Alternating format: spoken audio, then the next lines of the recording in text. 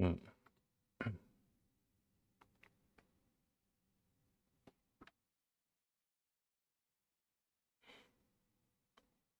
Are we there? I think we might be. Oops. Click the right button. There we go. I can hear myself. That's good. Evening all. I think we're working. If we are, as usual, give us a thumbs up or type something down below. I think we've got all the buttons clicked and I think we're working. So good evening.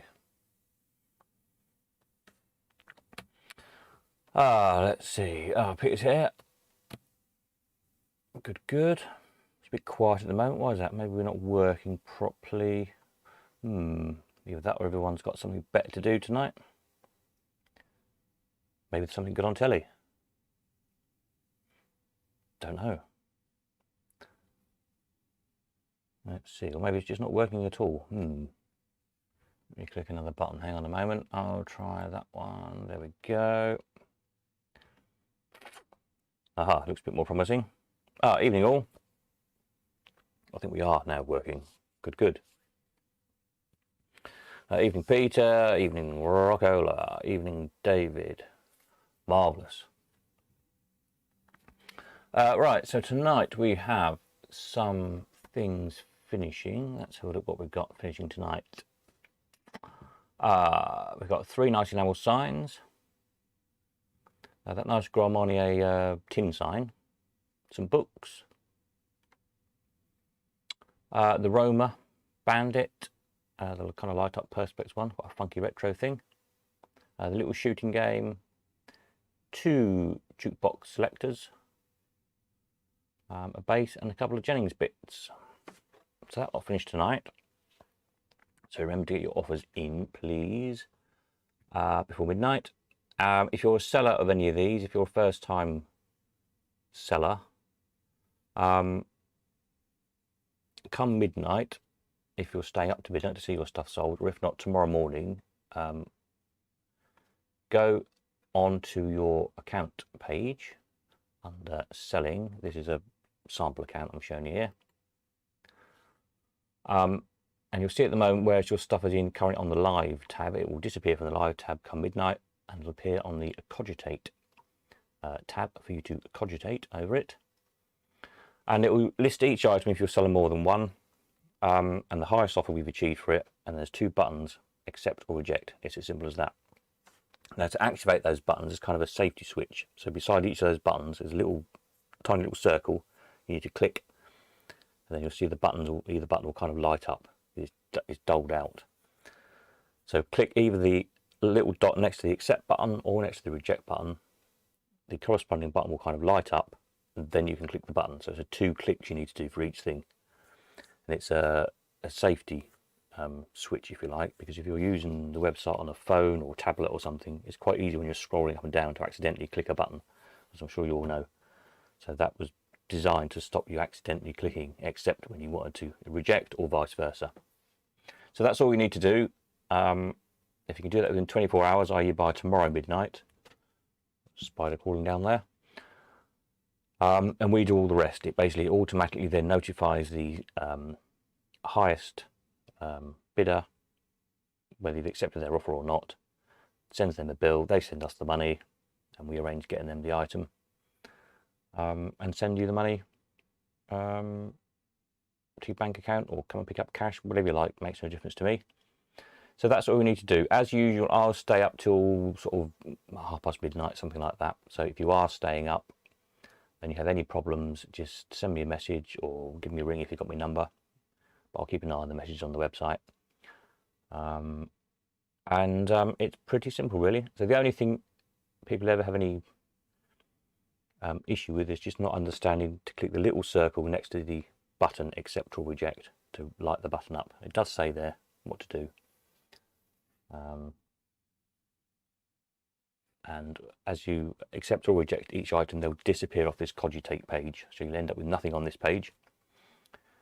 And if you've accepted it, the stuff moves onto the sold page. If you reject the offer, then it moves onto the unsold page. Pretty self-explanatory. So you should end up with nothing on Cogitate page, and all your sales on the sold page, and all your unsolds on the unsold page. So hopefully that makes sense. Any questions, ask away. As I say, so we ask all the sellers to let people know to make their mind up within 24 hours. So as a potential buyer, you'll get a message in your inbox if you've bought something. Your account balance up here will go red to the amount of money you owe us, and also under in your account under your buying will appear on purchased or rejected, whether it's been purchased or rejected. So again, these are just some little sample things on my sample account here. So there we are. If you've not done it before, that's how it all works. So let's just go back to there. Right, let's see. Paul, evening all, just been untied from the kitchen sink. Excellent. I won't ask. It sounds a bit kinky to me, but whatever floats your boat, frankly. Who am I to judge?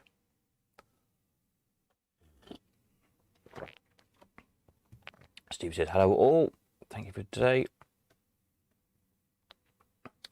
Thank you for your help. Yeah, we had a bit of a, not quite a party going on, but yeah. A few people turned up at once today, so that was good. A bit like the good old days at the auction. So that lot's what we're selling. We've got loads of new stuff this week. If you didn't join us on Friday night or haven't looked at the website lately, so if you go on the latest sale listings page, there's 7 new machines this week. They're all videoed now. They've all got videos up. I did all that yesterday. So we've got a very nice Bryner's double top. This is actually the last one they ever made. It's number 54 of 154 they made. I actually sold number 1 several years ago in a private deal to a collector.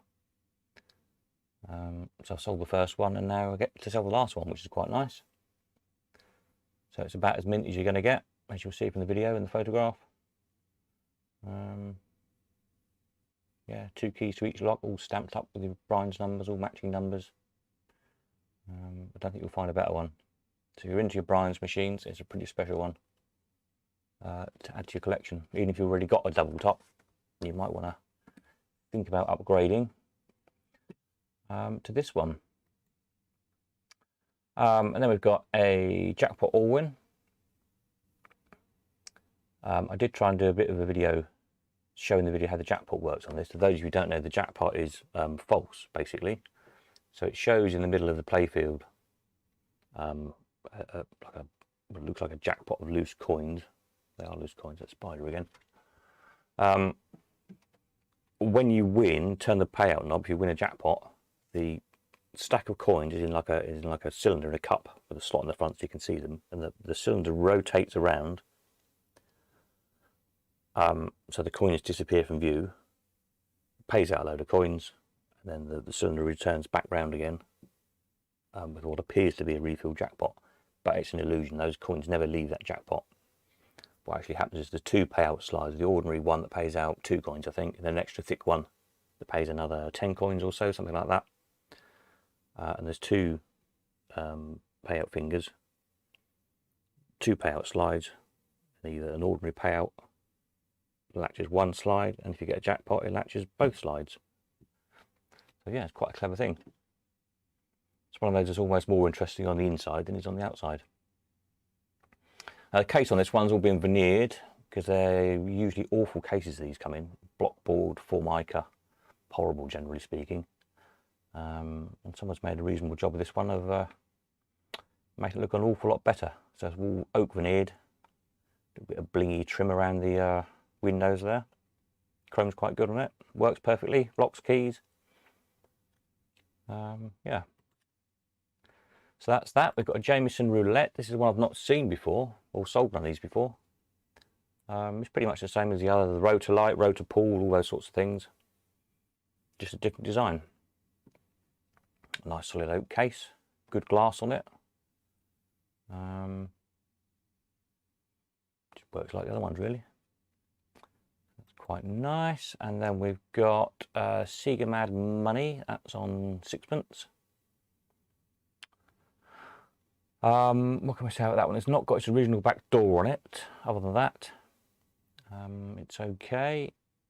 The chrome's not bad. It's not perfect, but it's not bad. Works, plays fine, as you can see in the video. It's LED lighting in it, rather than the old fluorescent buzzy things.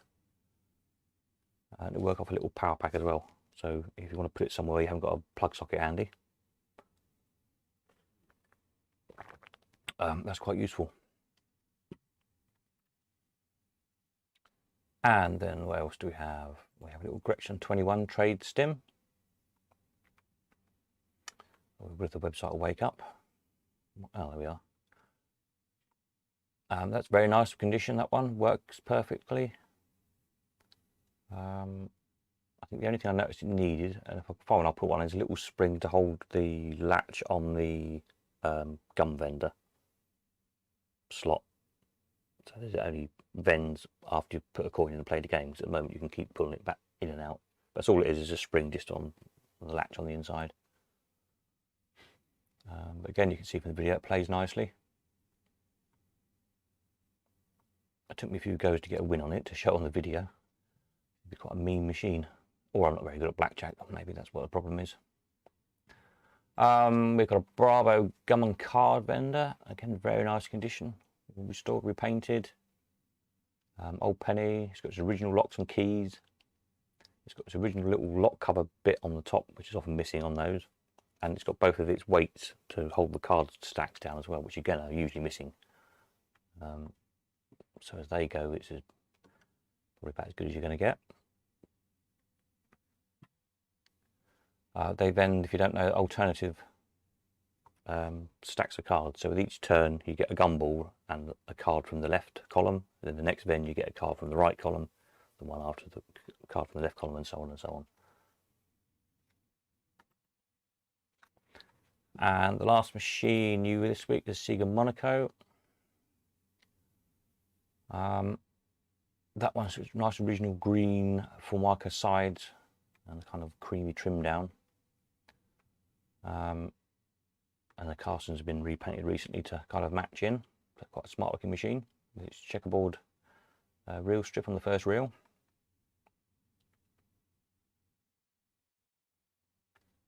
I think there's a Mills, I think it's got a Mills mech in that one from memory.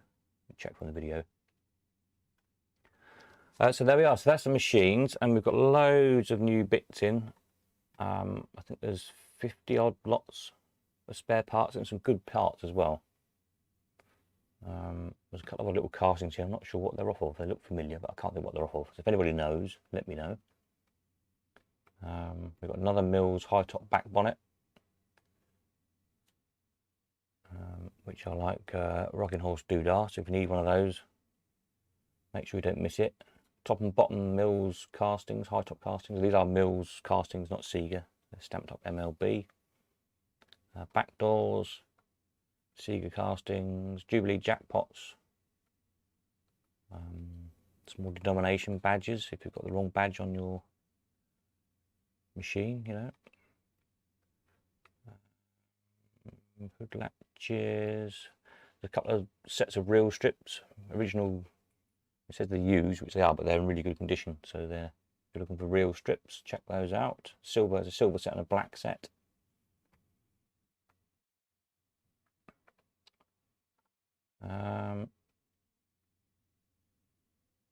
Slug tins, Sega escalator, the Mills dagger handle and boss. Another hard thing to get hold of. If you've got the wrong handle on your Mills, you know, like a later club handle or something, you want to swap it back for a proper dagger handle. Don't miss that one. And also new in, although it's not on this list, just because of a slight technical glitch, because it was due to come in a couple of weeks ago and came in late. There's a Jennings Governor back door. If you look on the actual spares page, you'll see it here. Only doesn't show on the latest parts page because it was actually listed a couple of weeks ago but then held off because it didn't come in. to us until this week. But yeah, proper Jennings door with the logo stamped in the middle. So if you're looking for those for your governor, or don't they get a chief as well? I think they do, from memory. Don't miss that. So that's all the new stuff, I think. There's no new bits in the other sections this week. Hopefully it will be next week.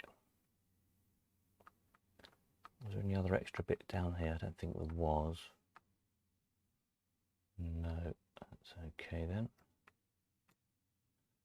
So let's go back to these bits that are finishing tonight. So there we are. So that's what we've been up to this week. So all the coin machines are now videoed. So check all of those out. That was yesterday's long job making those little videos.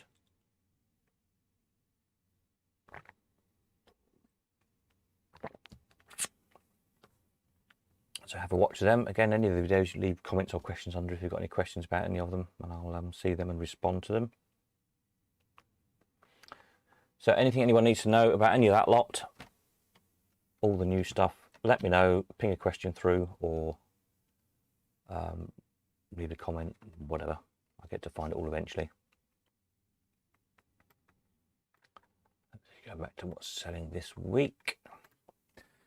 Collections delivery this coming week. I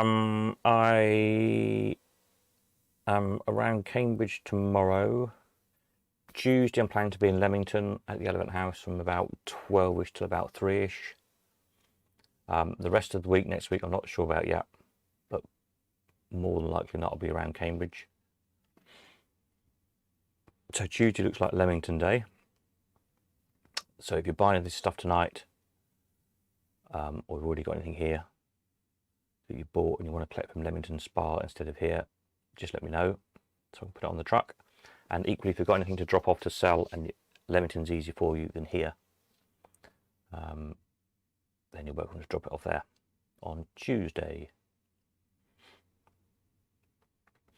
I think the carrier's coming on Friday. Alan James, if you need his number, give me a shout for a quote if you're waiting for anything to go out on a carrier. Spare parts, I've got 3 lots of spare parts to post out tomorrow, which are wrapped up ready to go.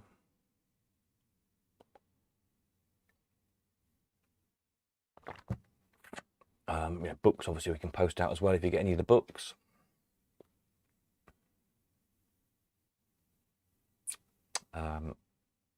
Just let me know on those.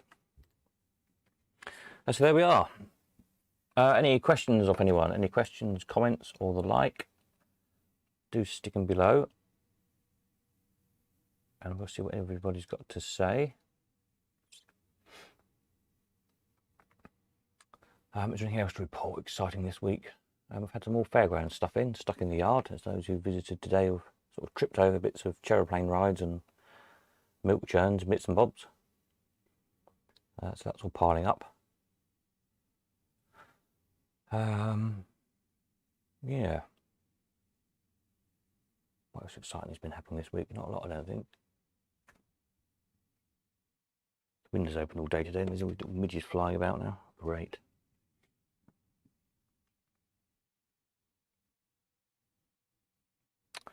I was talking about earlier on to somebody who came. I can't remember what it was.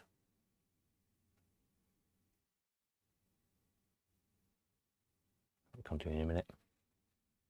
By the way, does the Buckingham take old 10p or new 10p? It takes new 10p's.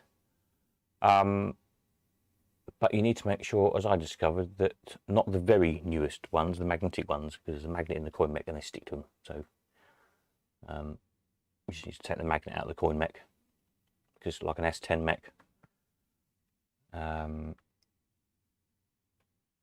In the coin acceptor, because it's electric release for the coin, for the handle, although it's all mechanical. It's a Mills mech in that.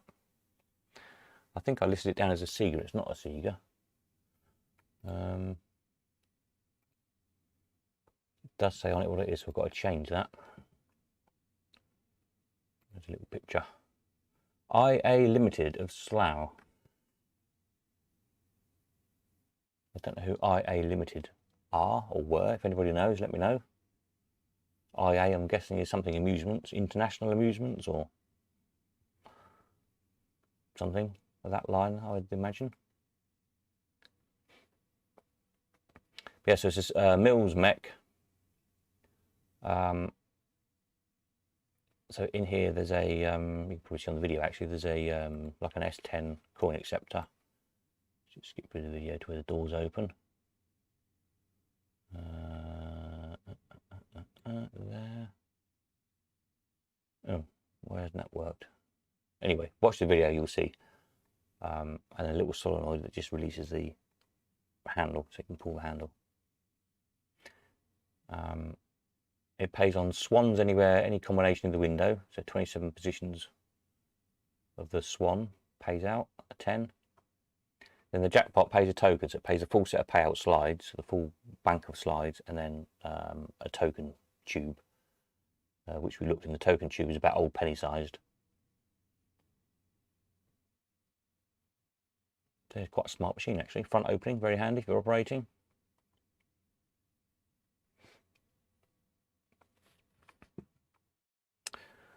Instance automatics. I don't think so. Not Slough. I don't know if you mean Ian Instance up in Lincolnshire. I don't know. I can ask Ian. I know him, but I'm assuming not.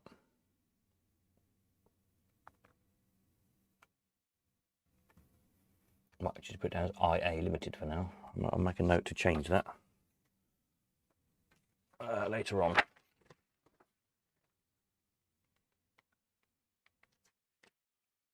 So what was this one? So I had this down as, I had them before. IA Limited, yeah. Don't know why we had Manus Sega. Probably because I had Sega mechs in them, maybe. IA, yeah, they're all IA Limited.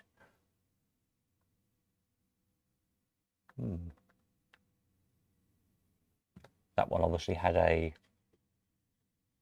Mad Money mech in it. That's probably why it probably had a Sega mech in it. That particular one. And melons on the reels as well, so it probably was a Sega. And this one had the swans on.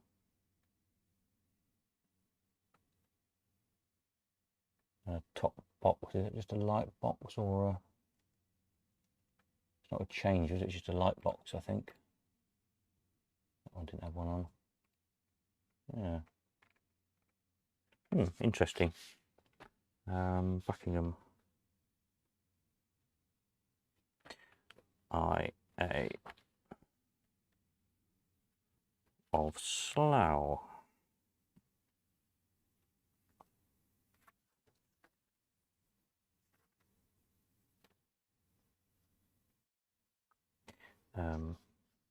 Change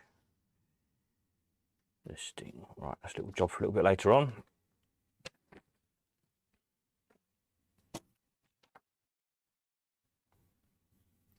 I had another note here somewhere. Oh yeah, somebody asked the other day how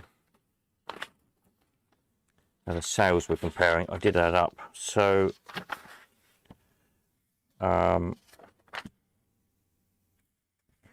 so in July we sold 39 items, mostly machines, for 11,500, and in August we sold 54 things for 24,500, so considerably up. So that's good. That was the highest month so far. The highest month previously was the first month when we had that batch of 40 machines in back in May to sort of kick us off. And then June there was 33 items sold for 11,000. July 39 items, 11,500. And as I say, August 54 for 24.5. So hopefully September we can sell more stuff for more money and keep the trajectory upwards.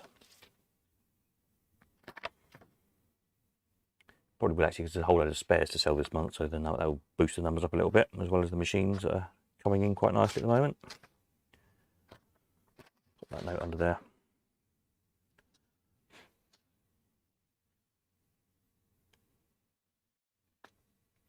So it'd be nice to get sort of back to the auction levels of sort of 250, 300 items a month. Obviously a lot of that was smaller stuff as well. But yeah, we're certainly heading in that direction, so that's good.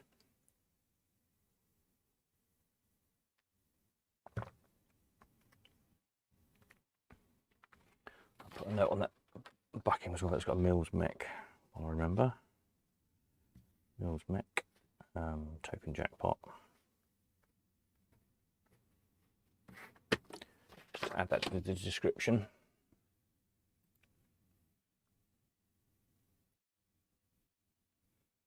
Plays nicely, quite a nice action on that machine. Don't forget we've got this lovely Wurlitzer, which has impressed a few people who've been today to look at stuff. Beautiful machine.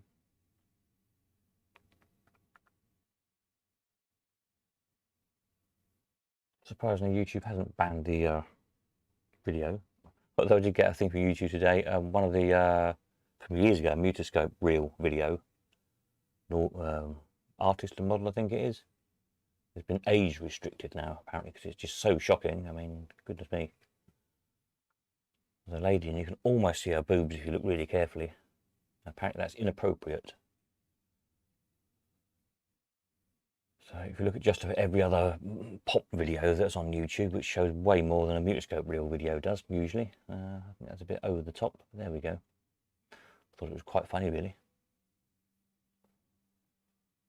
So apparently I'm now a filth peddler, according to YouTube, for putting up a YouTube reel. A Mutoscope reel on YouTube.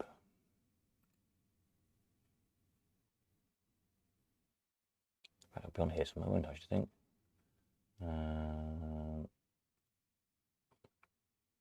Let's see, search by type.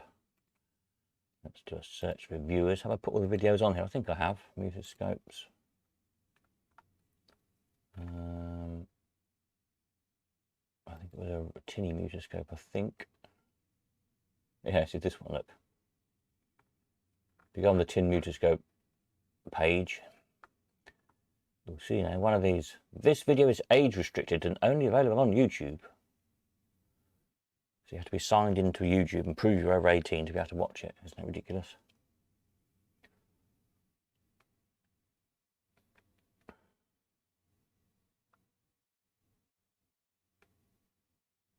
The other thing is I'm signed into YouTube and streaming out of my YouTube channel, and even I can't see it at the minute, so that's very strange.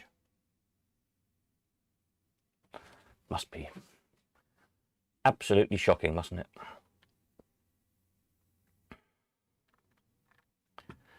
Hey ho. Let's go back over here to, oops, no, selling this, and that's what I was looking for. These bits are only tonight. So any questions on any of these things that are ending tonight? I think last time I looked, I don't think the Roma had got any offers on it. I don't know why. So if you fancy that, it might be worth putting a cheeky offer or two in. Works fine, pays out. When we first listed it, it's been listed twice. The first time around, it didn't. It was the misalignment of the payout slide in the bottom was all it was. So we fiddled with that and got it running.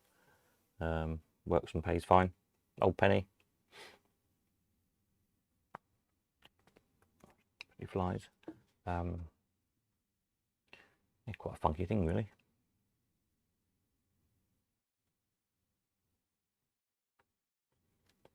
So have a go at that if you want an old penny bandit.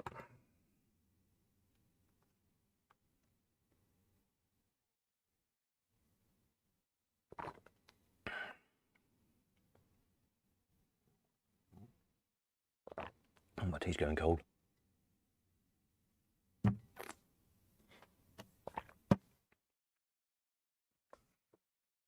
Any more questions from anybody on any of these things either? Well, anything really. Questions, comments, ideas,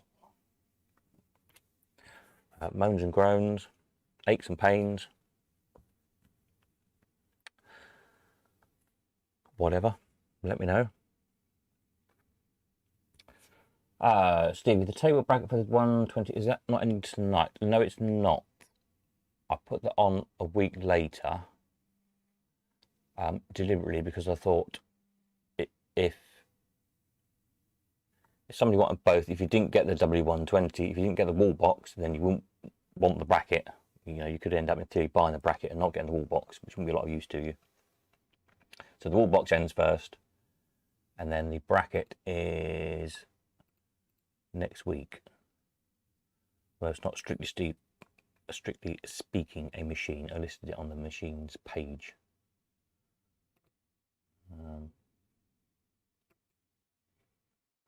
There we are, yeah.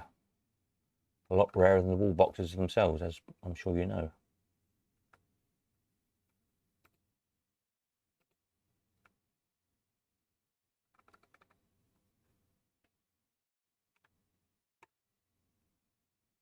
It'd be interesting to see if it makes as much out of the wall box or more. I haven't sold one before. No other sale results for that.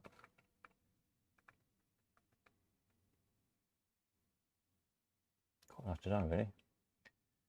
You know, to improve it by a good polish. It's not bad, but it could certainly be, you know, it's just original finish. You polish it up and make it nicer.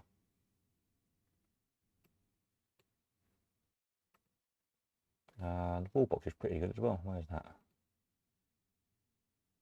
It's original chrome, as far as I can see. It's all there. Chrome is pretty good. It's not absolutely perfect. There's a few tiny little spots on it, but it's the camera, because the lighting on the camera actually shows up chrome to look worse than it is often, which is not necessarily a bad thing. But sometimes there'll be little spots in the chrome, and obviously sometimes things are like that there. I don't know if you can see my mouse on the screen. That's just a reflection. As much as I try and cut out reflections, photographing chrome is not an easy job. On the inside, again, as far as I could see, not having another one to compare it to, but I couldn't see anything obviously missing. Got its coin mate, all the pages, and it's got its lights and buttons, everything. Even got its cash box.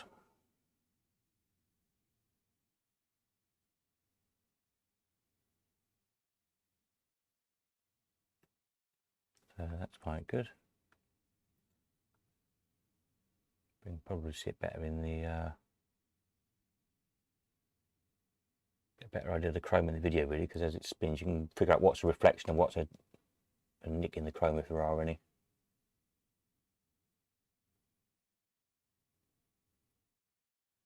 As you can see, it's pretty good.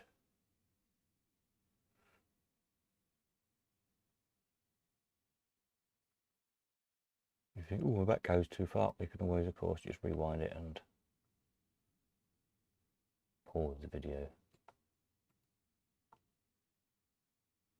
Etc. Oops.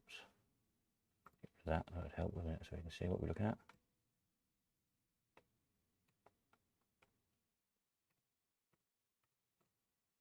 There you go, the back's pretty good. Not that you see the back, especially if you've got it on the bracket. There you go. And the other one, little Playmore, is nice as well. Again, it's got its original cash box. I think that one's got its original lock, has it? Yeah, original lock with its original key, which is nice. Quite sweet little things.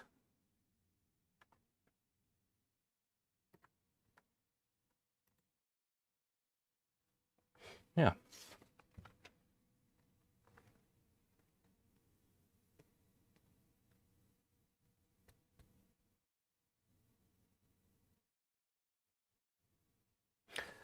The roller top, I think that has got a Jubilee mech, isn't it? Yes, Jubilee. That's on new 10p as well.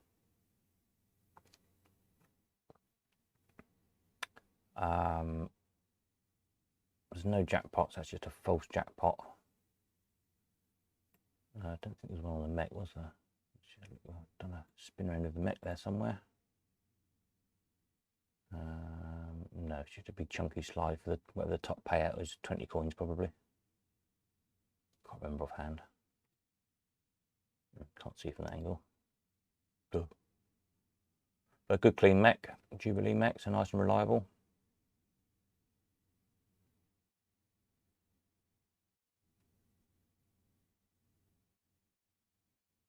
Because it's, I'm not sure when these were done at 80, I think, because it's a few years old now, it's kind of toned down a bit, and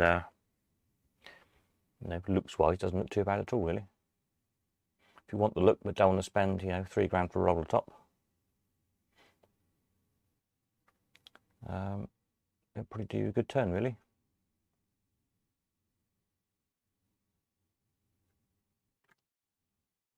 There you go, there's that one.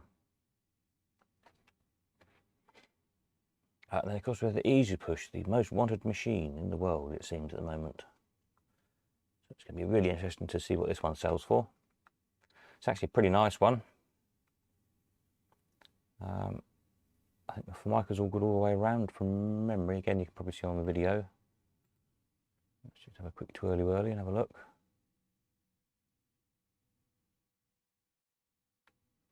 I don't think there's any major dings or, you know, chunks of veneer missing, Formica missing. I think it's pretty good.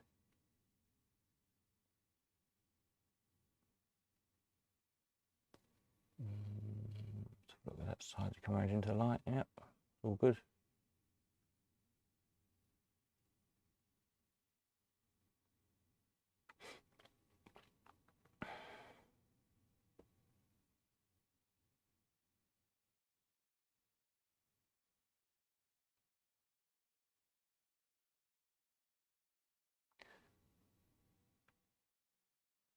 Will we get a winner?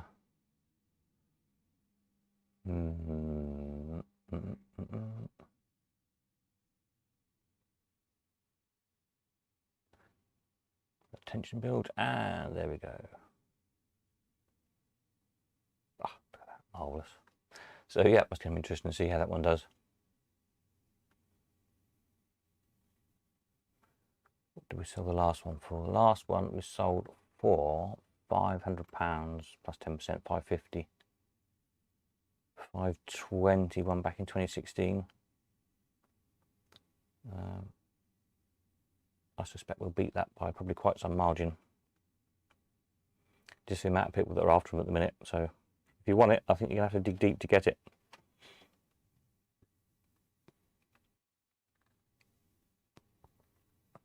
What it really needs is someone to buy it and then make a dozen of them.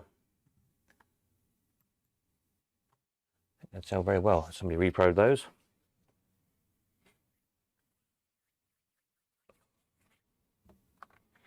Run out of tea, I'm on strawberry smoothie.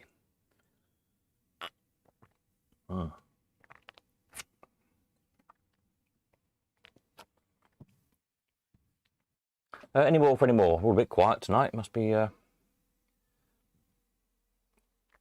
to something else.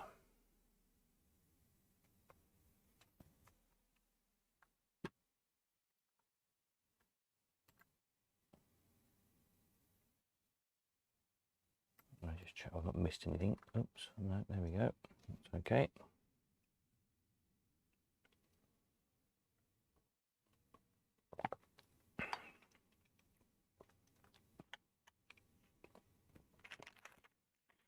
Videos I was talking about again to people today about, you know, doing a proper DVD like documentary on people's collections, and it's definitely on the cards. Don't know when, because there's a lot of things I need to do first, and it's not a thing just to do on the spur of the moment overnight kind of thing, but it is on the cards to do. I've got half a dozen collections, I should think. Good, interesting collections. Interested in being filmed. So that's good. And so the plan would be to do a sort of hour and a half or whatever documentary type of thing. Just to look at the stuff and, you know, see the different machines people have got. Have a bit of a chit chat with them about, you know, their time as a collector. and what they like and don't like, and any tips and tricks on restorations and all that kind of thing. And then put it out as a DVD, Blu-ray, whatever. Both, probably. So something to look at. You know, I'd like to think later, you know, late this year, hopefully. Just to see how everything else goes. Obviously, there's more important things to be done first with the website, and a bit more things to finish off programming. And I've got loads of other stuff on as well. But perhaps towards the end of the year, look to get that project up and running. There's some great stuff out there to go and see, so I think it'd definitely be worthwhile doing. That'd be interesting to see. Yeah, it would.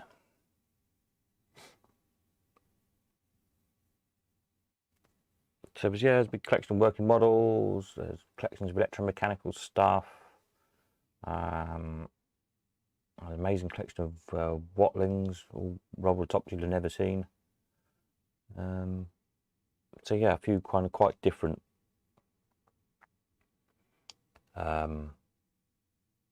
you know, different collections, not your run-of-the-mill stuff that we kind of see, not all the time, but you know, that you do stumble across. But it's try and go and, you know, see that stuff that we don't see very often.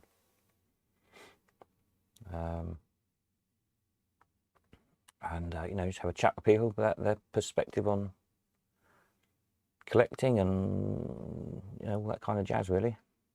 Be interesting, I think.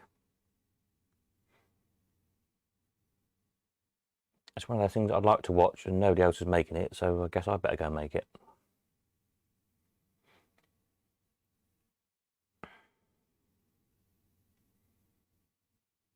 But we'll probably look to do a bit of a kind of a crowdfunding thing to fund it, to pay for it.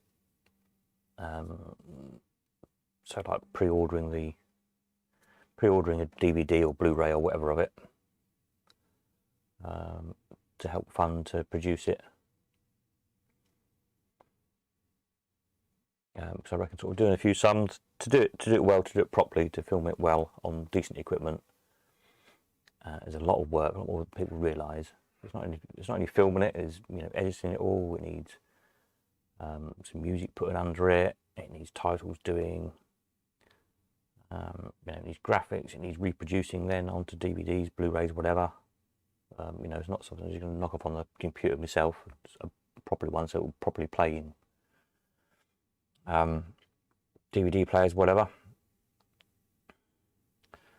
That's not a cheap job. There's an awful lot of work. There's a lot of time and a lot of work, and I think it's probably £5 or so, probably, to do a decent job of it. But you know, if we can sell a couple of hundred,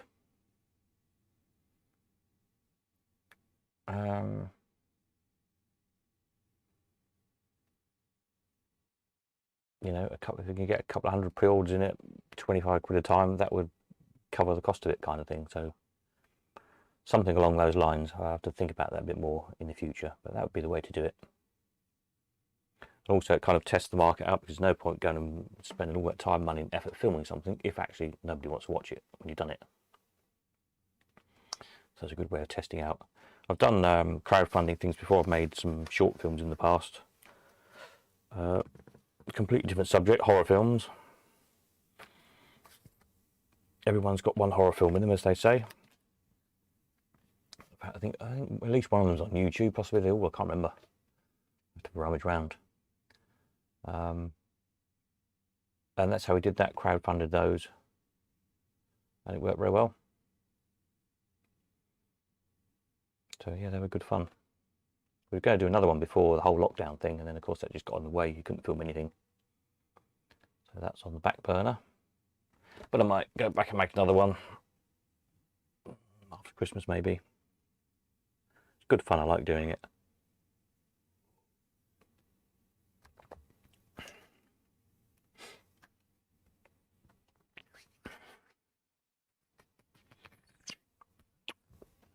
Paul, B. Greer's collection never seen before. Yeah, I think you're probably first on the list to come and film. There's yeah, some great stuff, and that, I think, as I've said before, that the peak of interest at the moment seems to be in later electromechanical, well, earlier electromechanical stuff, you know what I mean, later machines, i.e. the electromechanical stuff, post-war 50s, 60s stuff, even into early 70s stuff. People are really getting into it, and a lot of it is great fun games, as obviously you know if you own a load of them. Now, again, it'll be interesting to see things like this bowling, this NSM bowling. It's kind of the machine that a few years ago no one would look twice at, but again, you know, playing it to film it, it's quite a fun game. The funny thing with this was I always kind of, you know, set the camera up and the lights up and just have a look through it, play it first before filming it, so I can kind of figure out a good angle so there's no reflections in it and so on and so forth. The first time I played it, I got all 9 skittles straight off, which spells out play again in the top window. So I thought, oh, that was easy. Then of course I played it on camera 30 times probably, and this was the best one I got. I think I got, what did I get there, 6 out of 9. So isn't that typical? The very time you don't have the camera running, it's the time you win. But yeah, that sort of thing a few years ago, we struggled to get 20 quid for them in the auctions. Nobody wanted them, but it's quite a good fun game, really. Isn't it? Quite a nice graphic on it. And the same with this Jameson stuff. It's very popular, and that's one we've not sold one of those before.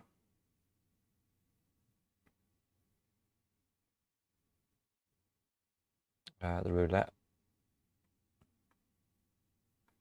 As big as a big floor standing roulette we've sold, isn't there?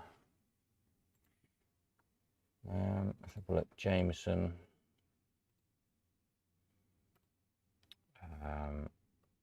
Show Jameson's machines. Bingo. Roulette. That one.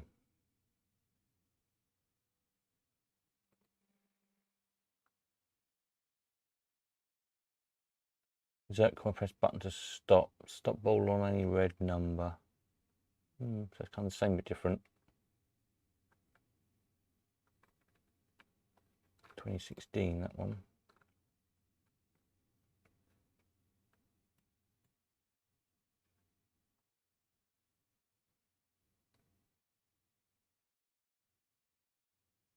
But yeah, the roulette sort of matches the rotor pool and the rotor fruit, etc. Electro dart.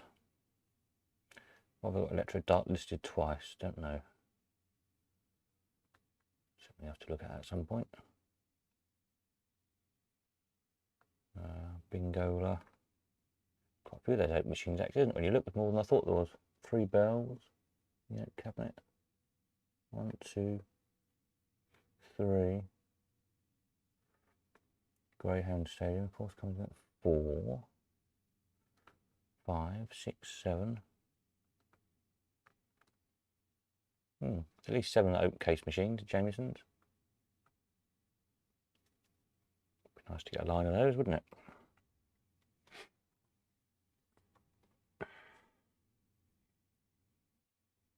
Haven't seen one of these for a while. Beat the Bandit with the Nixie tube eyes. That's a great machine.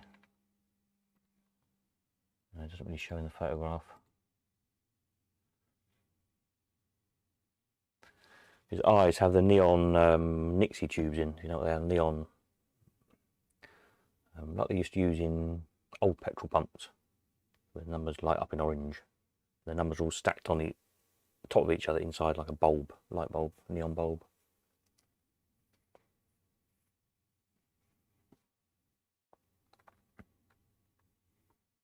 So that's a good fun machine. Nixie tubes are great. And you got the Bandit. What was the Bandit that had Nixie tubes in? Bandit, what's that called? Can't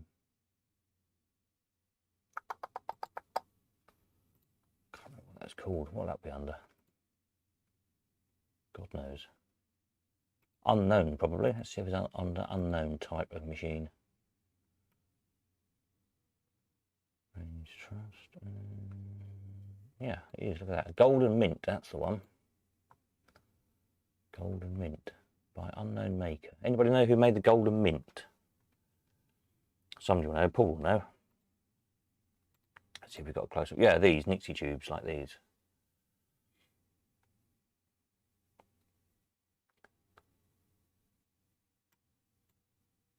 Good machines. I haven't sold one of those since 2016. Quite a rare thing.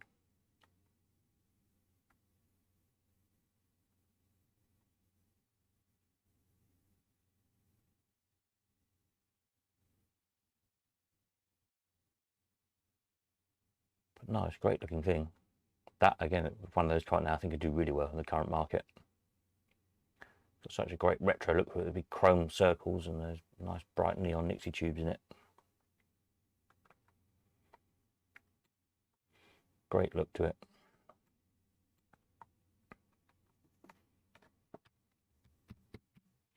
So you've got a Tibbermoff in there that was made by Cromptons. Oh, where? What, in the unknown bits?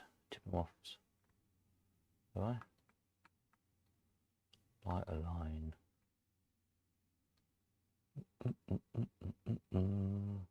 Swingy, swinger, tip him, tippy, tutti, fruity. Tip it. Where? Oh, what, under Jameson's, have I? Is that what you meant? Sorry. Let's have a look back again. Where were we? Forget myself. My maker. Jameson's.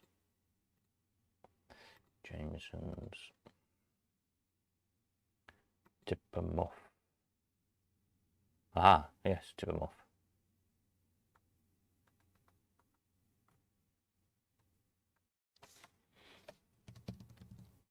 Tibbermoff Cromptons. Right, I'll change that. Thank you very much.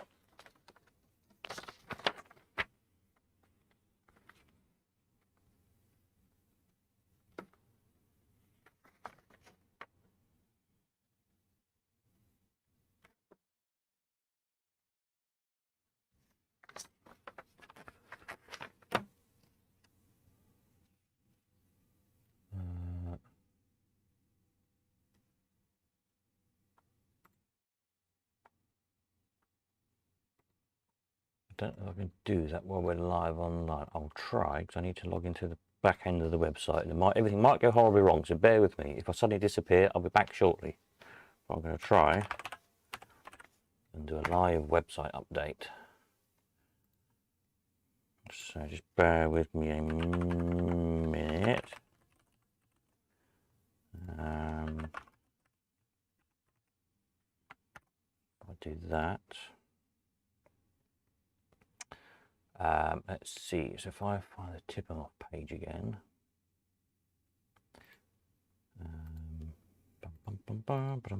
Talk amongst yourselves. Yeah, and I should be able to change this to Cromptons like that. Now, if I refresh this page like that, there you go. And it says by Cromptons. Oh, magic. It worked. Yay. What's it called? Penny Tumble. Oh, I've got Penny Tumble listed. We've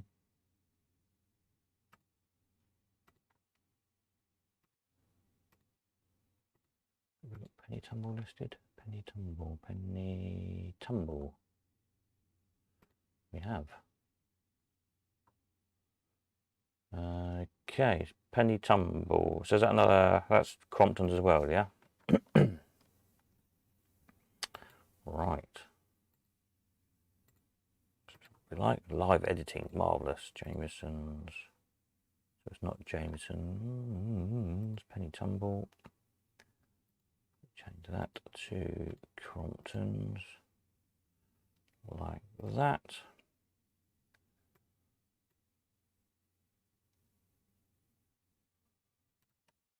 Do that. And there you go. Penny Tumble, no Cromptons. Yeah, Penny Tumble Blue, yeah. I just sold one of those, interestingly.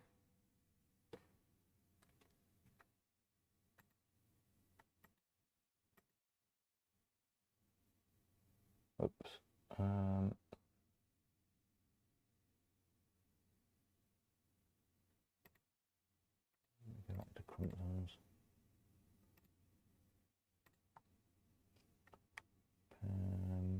before? What were we just talking about?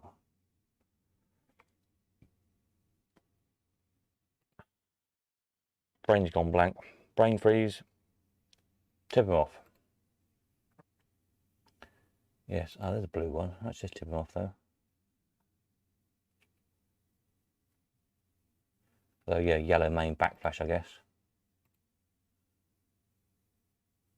So yellow and red on that one. Yellow and red. Yellow and blue. Yellow and red. Yellow and red. Yellow and blue. And rust. Always a bit of a project. I made a whole pound, that one. Must be the cheapest slot machine we've ever sold. £1. Not a great deal to it, was it, that one? Hey ho, bargain.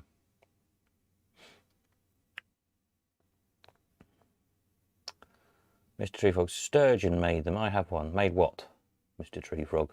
What did Sturgeon make?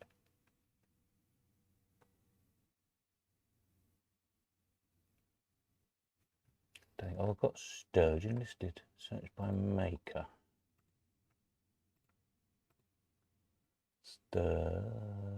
Nope, I haven't even got it listed as a maker. Okay, I feel some more editing coming on.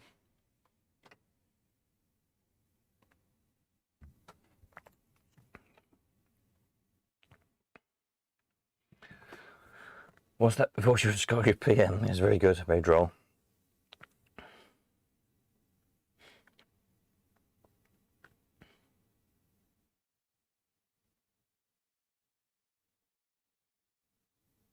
I just want to make sure we're not getting our wires crossed here. Who made what? Or Semco for short. They made a number. Oh, the Nixie. The right, I'm with you. Sturgeon or Semco for short. Semco. Sturgeon Electronic Machine Company or something. I have a flyer and already on Penny Machine's site. Ah, well there you go. See, I don't go on that website. I don't like to fan the flames, shall we say. But yeah, if you can email me the flyer or send a link or whatever, that'd be good. Semco, right, let me add that then. So if I go to my admin side, bear with me a minute. Add a maker.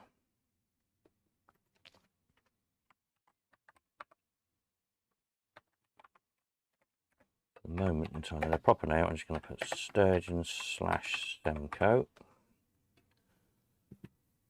I can always correct that later on when we get more information in. Add that.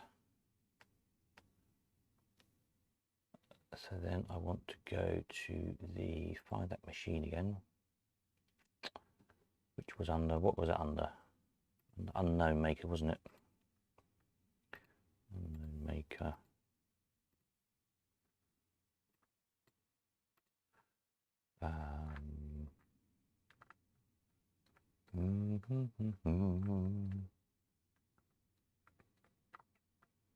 I'll find it again now.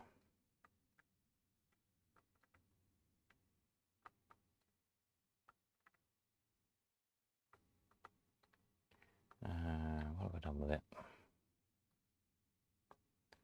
That's where I just had it a little while ago.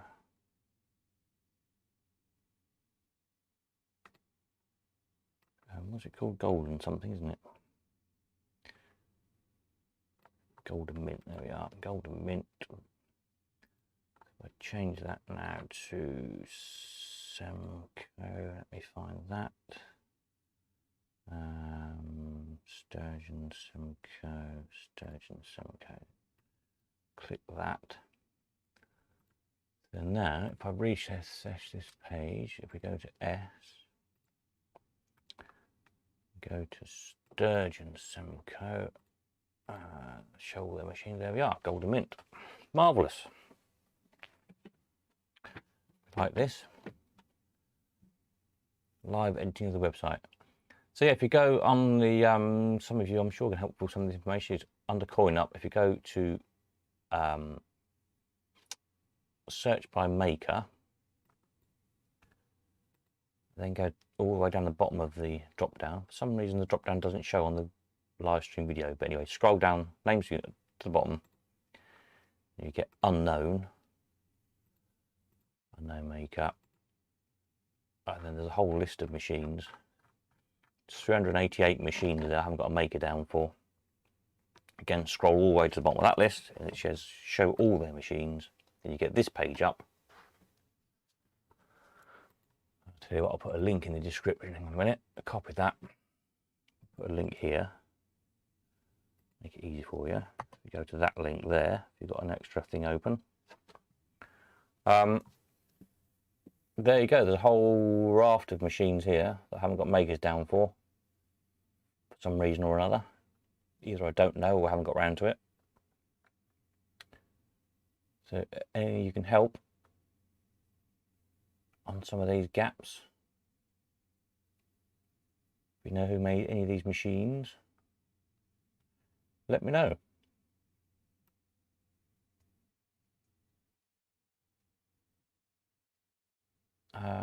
I'm sure there's an awful lot of these I should know who made them if I bother to go and look for them again. It's just when I automatically imported the old database, anything that wasn't quick, anything that didn't have a maker's name against it, the listing already, or wasn't quick to do, I sort of skipped through, as it were.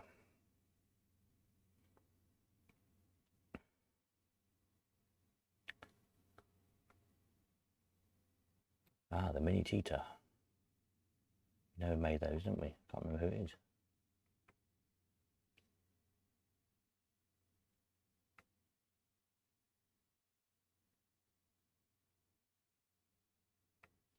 Yeah, you see there's quite a lot of stuff there. Oh, the Jubilee there, look, what's that doing over there?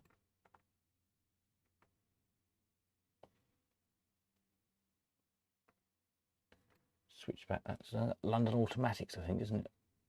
Switchback, I can't remember. I'm going to have a look through this myself when I get around to them. An hour or two spare, because I'm sure I can fill an awful lot of this in.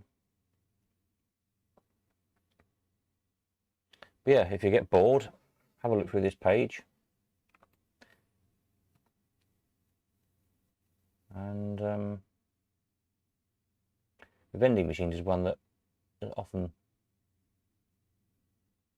don't know who made them. There's quite a few different makers of vending machines, but they often don't have the maker's name on them because they would just have the brand name of the whatever they were vending. So sometimes tricky to know who actually made them.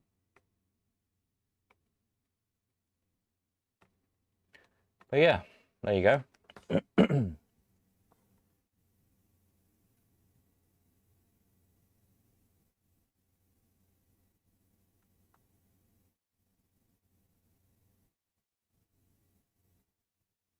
Bandits various. What have we got here? There's probably some obscure bandits. Oh yeah, flat front conversions. I don't know. I think Powell's might have did those. That's a thingy majiggle, isn't it? Conversions. That's Ascot. I don't know what that's doing there. That's a Mills. I don't know what that's doing there.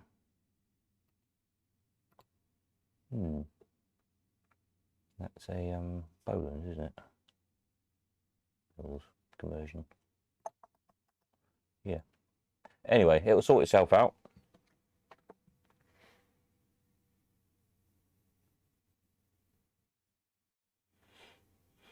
Oh, look, it's Baby Bimbo.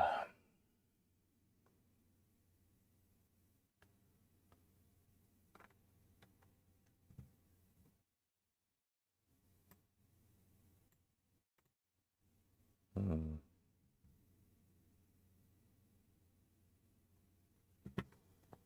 think it was Nixon's that made the Mini Tita. There's Mini Tita and Mini Tita and Tita Totter. Nixon's. Have I got Nixon's as a maker? Search by maker. Nixon's. Nope, I haven't even got them down as a list as a maker either. So we'll do that for now until we find out any different. All information gratefully received. Add a maker. Nixon's. Nixon's. Didn't they make a funny fortune teller as well? Nixon's. Like a fake kind of computer thing. I had one on site. We used to have one at Botany Bay. Was that Nixon's? I think it was.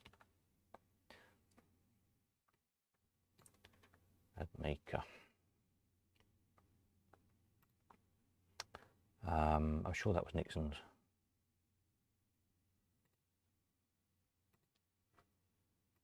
Let me just do this and I'll add that onto there. Mini Tita.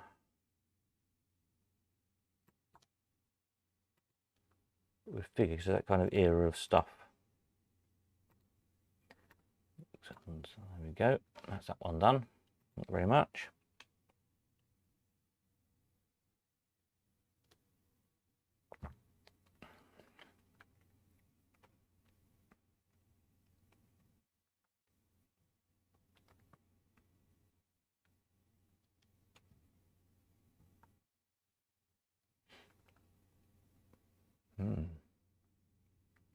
Yeah, there's lots of vendors on this page needing homes.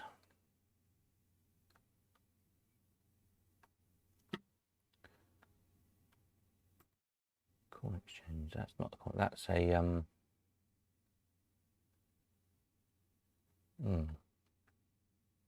That's castings off or something. BMR, I think. It might be.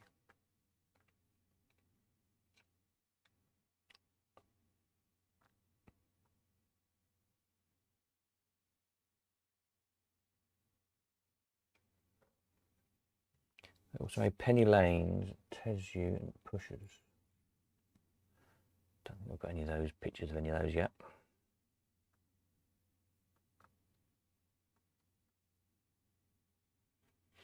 See, this is all stuff, all more info that we need to keep adding to the database.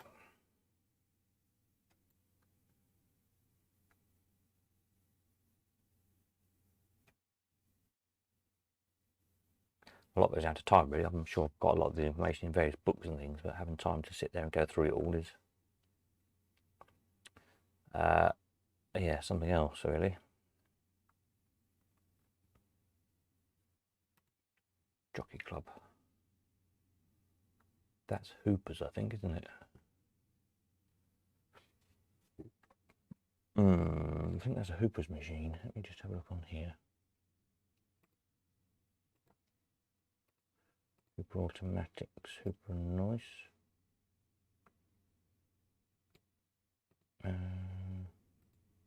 No.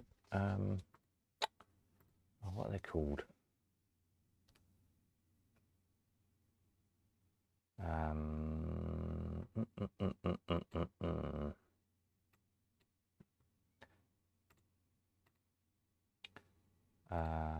doing a minute.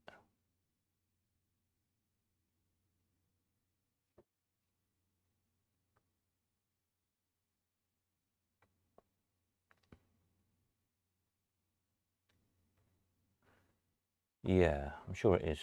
WH Hooper.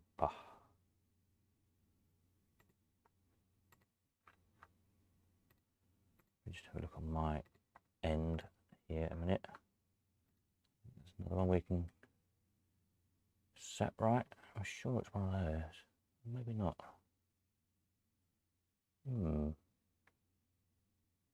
But that's not what I was thinking of. No, never mind. I'll ignore that one for a minute.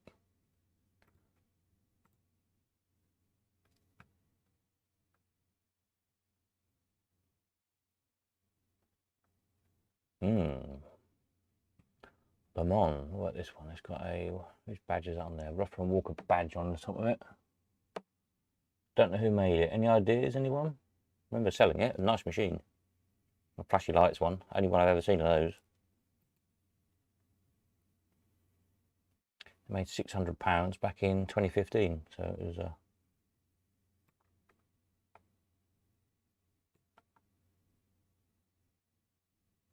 quite a sought after thing out of John Morley's collection.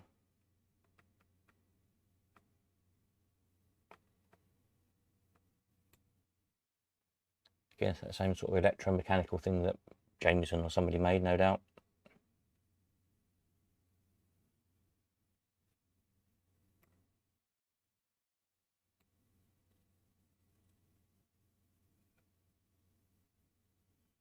No machine on it. That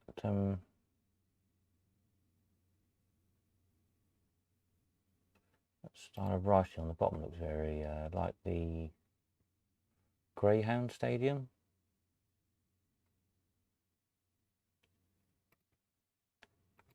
I think. What am I thinking of?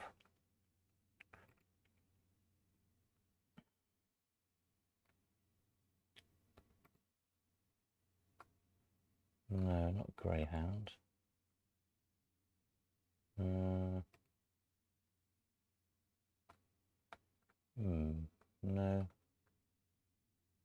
Don't know.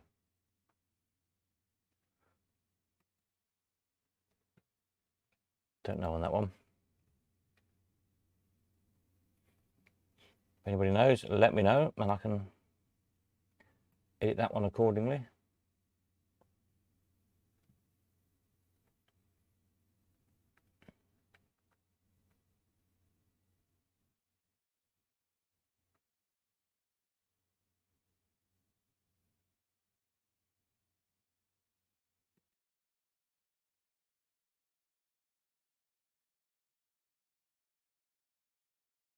Record, I don't know what that is.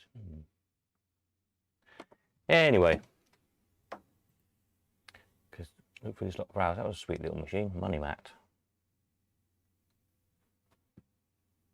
Little German machine.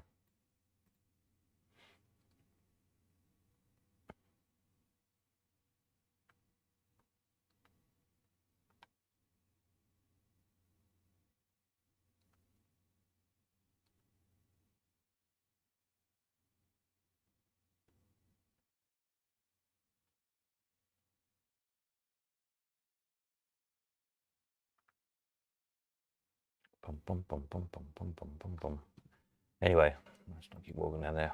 Let's go back to what's selling this week. That's what we need to know, isn't it? There we go. That's what's selling tonight.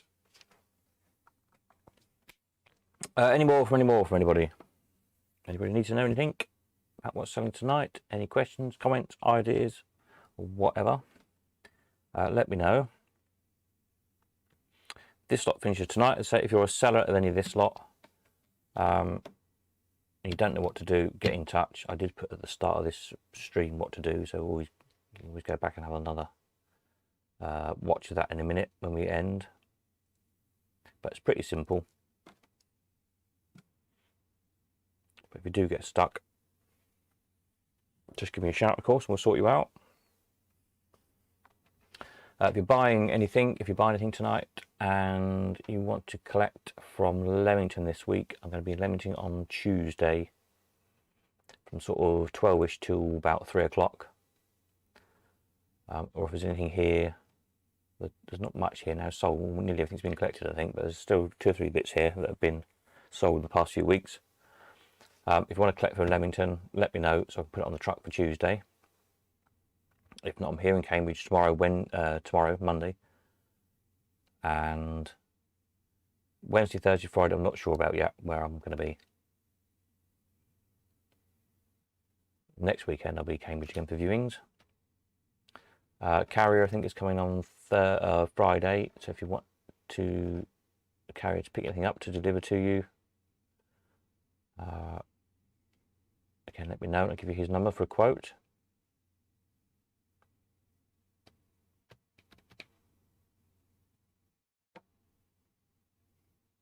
Small stuff, books, spare parts, etc. we can post out. There's only these 4 books in a cash box, really. Those bits could be posted out if you get any of those.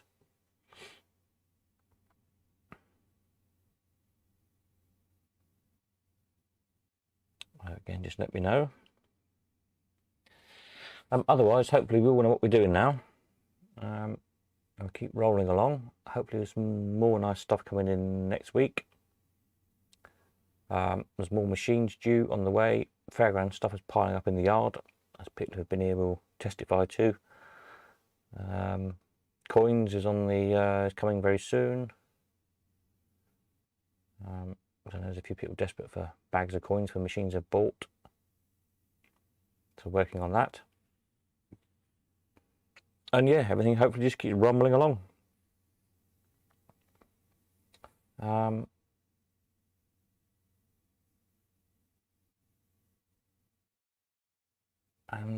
Yeah, more stuff in, sell more stuff, buy more stuff. That's what we've not looked at tonight, isn't it? The wants. Let's see if there's any new wants in the old coin up section, because that's the only thing people seem to put the wanted ads in at the moment. Wanted. Anybody want anything new this week? Cascade. A Tycoon. I'm guessing that's who the person who didn't get the Tycoon was probably now regretting not buying it. Geomap we've got in, so that wanted advert can disappear, can't it now?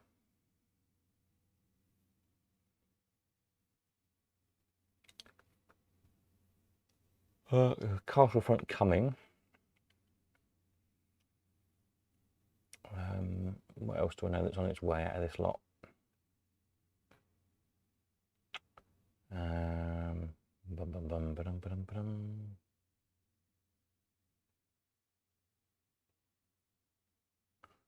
Bursting Cherry. TikTok is I think it's a hidden treasure, not a TikTok, coming eventually when it gets here. Got Easy Push we found at last. That one can come off as well. Yeah.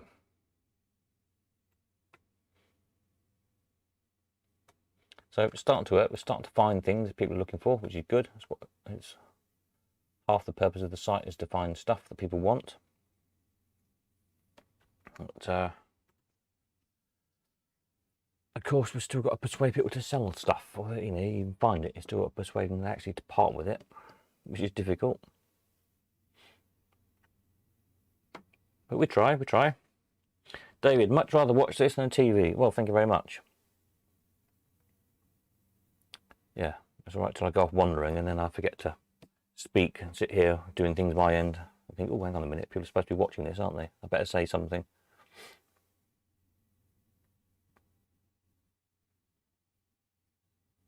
Yeah, TV is pretty dire, isn't it? Pretty crap. What we need is a nice documentary all about slot machines, and we can all watch that. So, as I say, there's no one else who's going to make one, then I'll make one.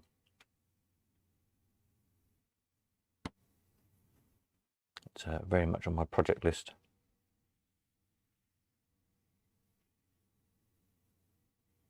But it will be, yeah, that'll be a good project to do. But so I want to do it properly, or as properly as can be done on a sensible budget. I filmed on some decent equipment, well edited, good sound, which is as much important as anything when you're filming stuff. And you know, have enough time to you know, see machines again, a bit like I do with the machines on the for sale videos. I mean, obviously I can't start putting every machine in somebody's collection on the turntable and spinning it around, but if there's some interesting things, you can perhaps have a look inside, see how they work, get some good close-ups of them in action, that kind of thing. Especially the stuff you don't see very often. Yeah, I think that'd be really good.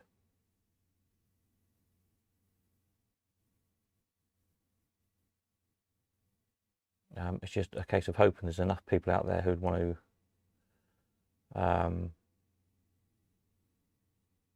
you know, help fund producing it, basically, i.e. by buying a DVD or Blu-ray or whatever copy of it.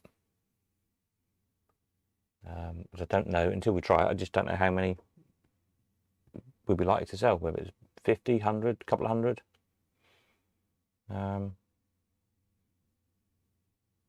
You know, you'd really want to sell a couple of hundred probably to make it worthwhile, to try and cover the cost.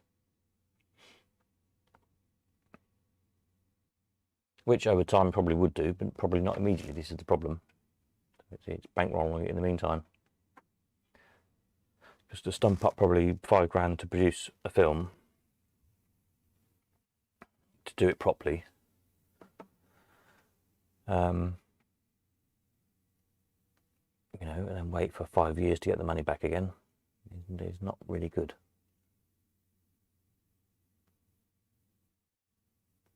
But I'll, you know, put a bit more thought into that, a bit more prep on it, and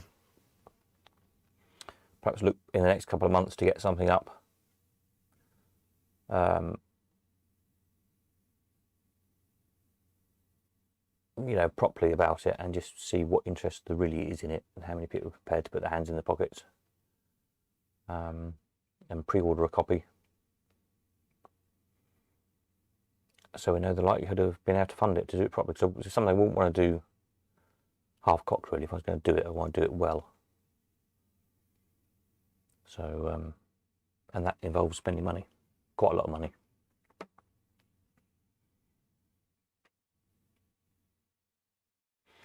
But as you say, when you look at what crap there is on television, it would be nice for something decent to watch.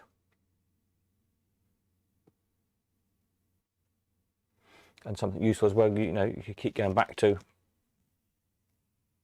and watch again and again in the future. You know, you might come across a machine in the future and think, oh yeah, there's a copy of that on that video, we'll go and watch that. And see how it works, or what it's supposed to do, or if there's a bit missing in the one you bought or something. It becomes a really useful reference source. In the same way as I'm doing with all the little videos of the stuff we sell online, just accumulate them all on the website.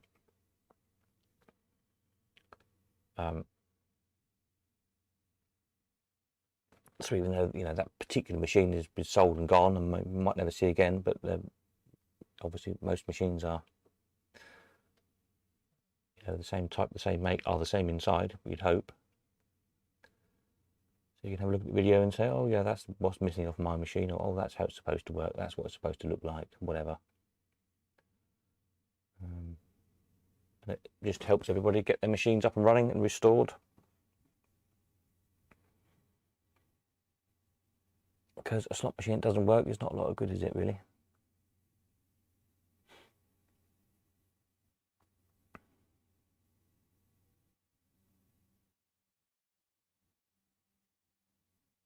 So yeah, definitely work on that one.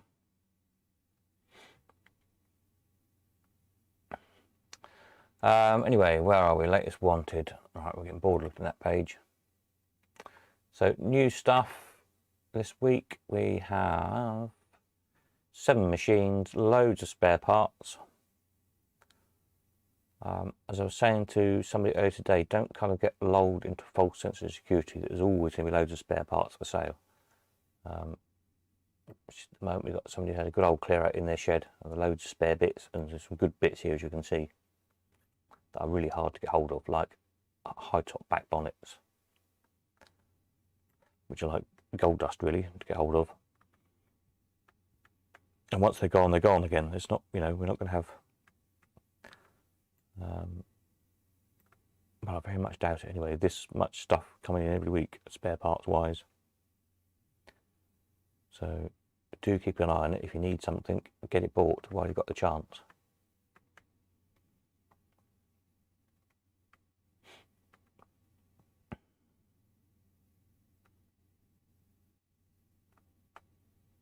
Because you never know. And even some bits, you know, if you're always doing Sega machines or whatever, there's some good Sega bits, buy them and put them on the shelf. Because you know, sooner or later you're going to need a Sega escalator or a rear hood or something, or slug tin. If you get through 3 or 4 Sega machines a year, etc., then get the bits bought. Because you never know when you're going to need them, do you?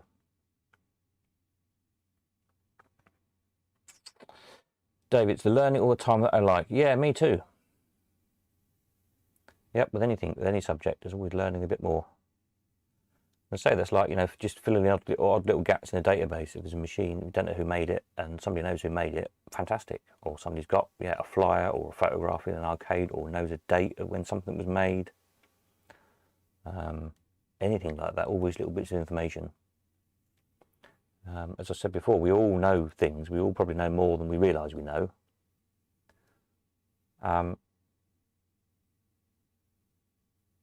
And you just, you either, you kind of don't realise you know it, or you kind of, I don't know, forget you know it, or assume everybody else knows it, or whatever the case may be, but it's not always the case. So by trying to pull all this information together in one place,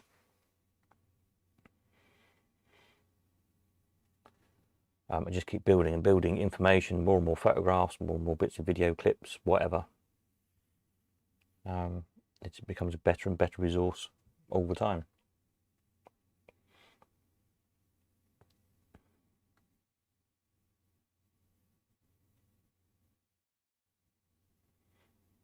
There's a whole load of machines again, and the same will apply once I get the fairground bit going with Fairground Art, trying to figure out who painted stuff and what ride it came from, all that kind of thing is really difficult. But in the machines we've got, there are somewhere, what have I put them under? Unknown types. As you go by type of machine and go to unknown type of machine. There's lots down here where I've got a listing from somewhere, Carter's book or something. And I don't know what they look like, because I don't have any picture of them, so I don't know. Let's pick one here. Look, Canary. So in 1926, Streets made a machine called a Canary. Got no idea what it looks like, or what it did, or anything else to any of these. If anybody knows what they are or what they look like, got a picture or any information really, just let me know and we'll add it in. And hopefully in time we'll figure out what they all are, what they look like.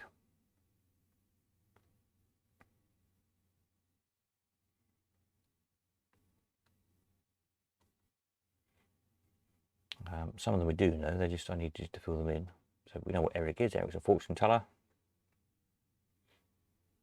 There's a picture of him, there's an illustration somewhere. I don't think one exists as far as I know. Electricity of Life, we know what that's like. There's a copy of the Mills one. I've probably got a picture of that somewhere.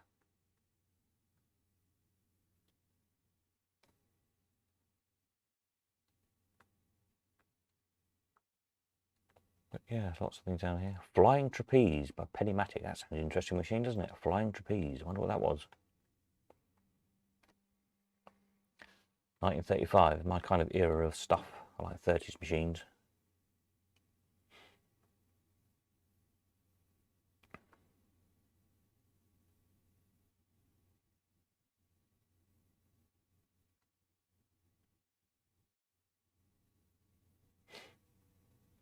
Let's do it. Yeah, listed down as an unknown type of gold mint. I don't know really what. It's not a real machine as such. It's not a wall machine flashy light. It's a kind of a countertop flashy light. I need to make a new category for that probably.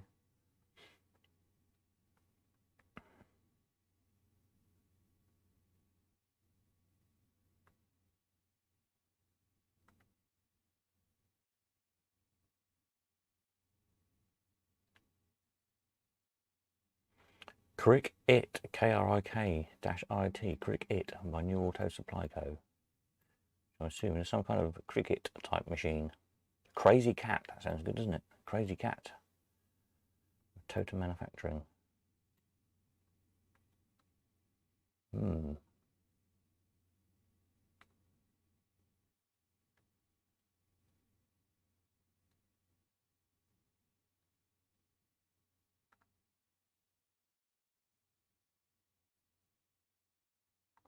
Pavilion, I've got a picture of that somewhere. Pavilion Coin Opco Pavilion.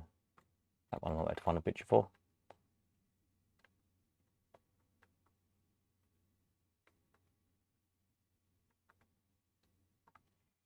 But yeah, so there's a lot of stuff on there again. Ah, Select Cover. Select Colour. John Lovett.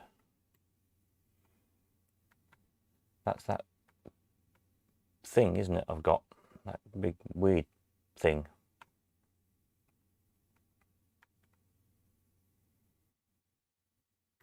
It looks a bit like a spaceship. So there's one. Not only do we know what it is, I've actually got one for sale. The only one there is, probably. Seesaw Slip. That's a rare machine. I have got a picture of that because I own one. The only one I know of. I can't actually get to it at the minute to take a photograph of it. I don't think I've got a picture of it anywhere. So that'll have to wait until I can dig my machines out and take a picture of it.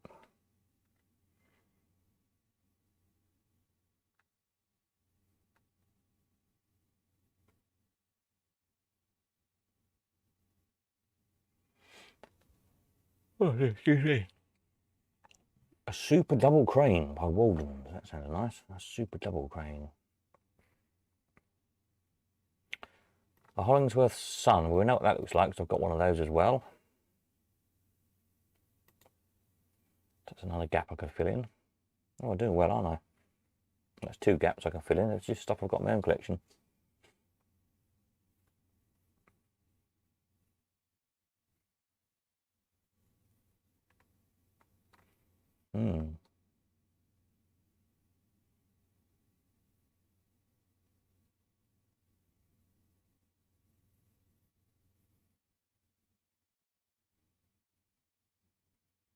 Within the maze, we've got 3 people. We're listed on 3 people, so presumably one of them made it, the other one's probably sold it. Banco probably just selling of it within the maze. Hayden's, Aaron's. Within the maze. Is that the big wall machine with the maze? I think it might be. I've got one of those. Hey ho.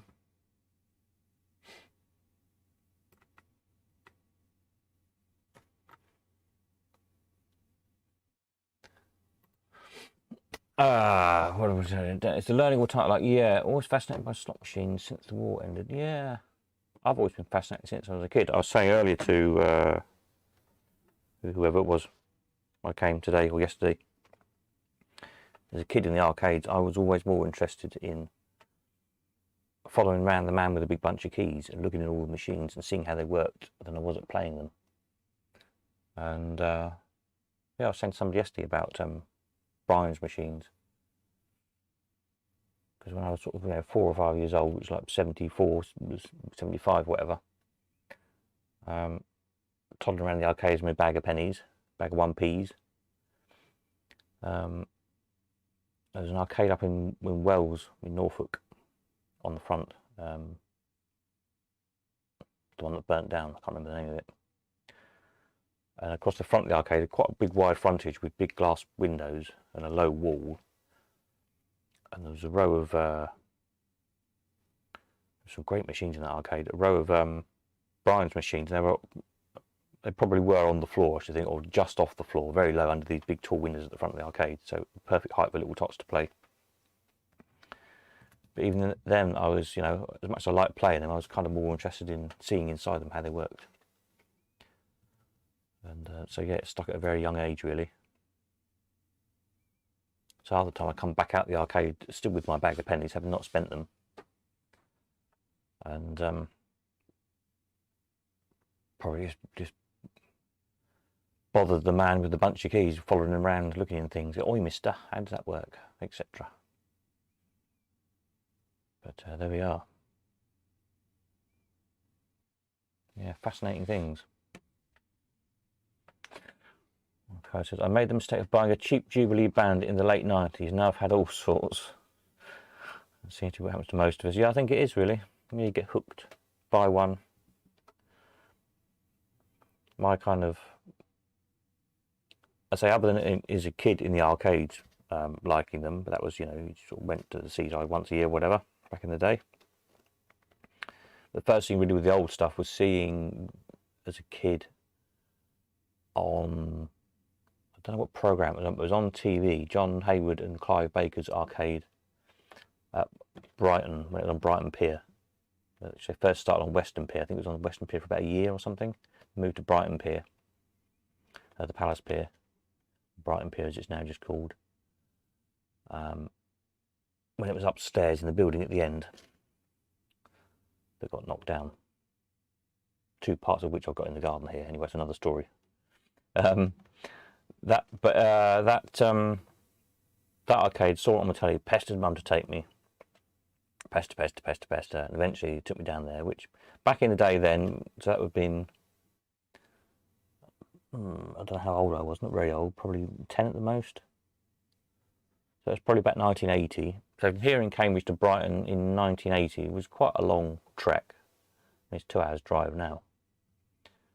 But anyway, went down to Brighton, went into the arcade, and that was it. I was instantly hooked on the vintage penny machines in particular.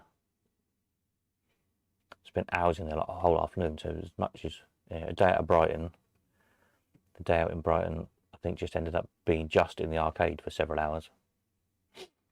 And that was it. Yeah, instantly hooked from there on in. And yeah, the first machine I had was a pinball. Gottlieb Airport pinball, which come from an auction. Mum's an antique dealer, hence all the stuff around the house. And that just was at an auction we were at somewhere, and again, pester, I can't have that. And she bought this pinball, great big pinball machine, just to shut me up, I think. And I got humped upstairs into my bedroom here, and yeah, I played with that till it went wrong. Then I took it to bits, and it was still wrong. I couldn't get it working. Eventually sold that. That was the first machine I had. Then a Mills High Top after that, which I bought when I was about 13 or something. And that High Top I've sold 3 or 4 times over the year. I always recognise it when it comes round. Or at least I did the last time it come round. It's probably been totally stripped and put back together again by now, I should think. Last time I come round, it got a different mech in it, I think, if I remember rightly. But I had that machine for a long time, so it used to be my penny arcade, or my travelling penny arcade. The arcade I sold to Paul Mitchell, funnily enough, when I stopped travelling it. And yeah, one machine becomes 2 machines, and then 2 become 4. You know how it goes. You go to buy something, and there's something else there as well. Or you buy 2 or 3 machines to get one you want, and you swap them about, and before you know where you are, you've got quite a few machines. Yeah, in most people's cases, too many machines. You'll be able to play Airport when you come over. Oh, that'd be good. Actually, I haven't played it for years. I sold it to, oh gosh, what's his name? Up in Norfolk, the pinball guy. Name will come to me in a minute. I wonder if it might be the same machine. That'd be fun, wouldn't it, if it's the same one? I haven't seen one since the one I had. I think it's a one that doesn't turn up too often. That'd be good.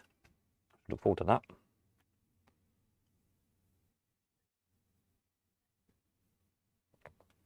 The one I had a horrible over-painting job on the cabinet, like really bad. I stripped it back down. I found the original cabinet design and repainted it.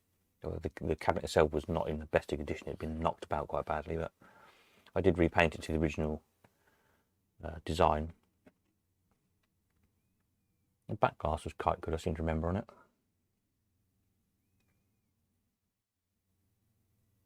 But something went wrong with it, and I didn't know how to fix it. And all it was the big selector thing just kept going round and round and round and round and round and round and round, wouldn't stop. So it's probably just a relay or a gone or loose connection somewhere. So you turn it off, turn it on, it'd be fine, put a coin in, and the rotary selector thing would start up and wouldn't stop.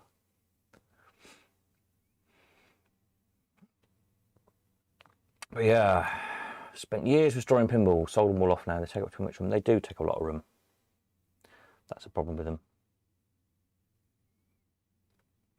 But I always remember over the years through the auction selling a lot of the 30s pinballs, and back then, back in the days of the Huntington auctions really, they were cheap. They used to make 100 quid or so, 80 quid, 100 quid, 50 quid.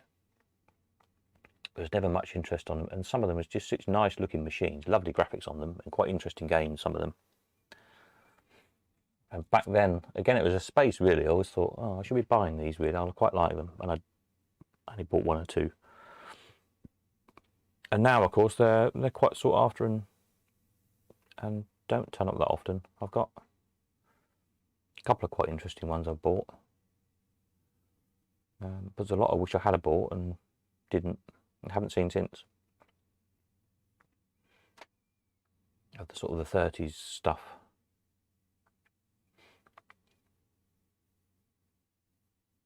But yeah, we had that batch through not many auctions ago. We had across a few auctions, we had a whole load of 30s pins in, if you remember. And there's some really rare stuff because there was the internet, what's it called, the IPDB, isn't it? Internet Pinball Database people. They contacted me to see if they could have some of the photographs because we had some machines in that weren't even on the IPDB website. Although they were American machines, they didn't even know about them, so very odd.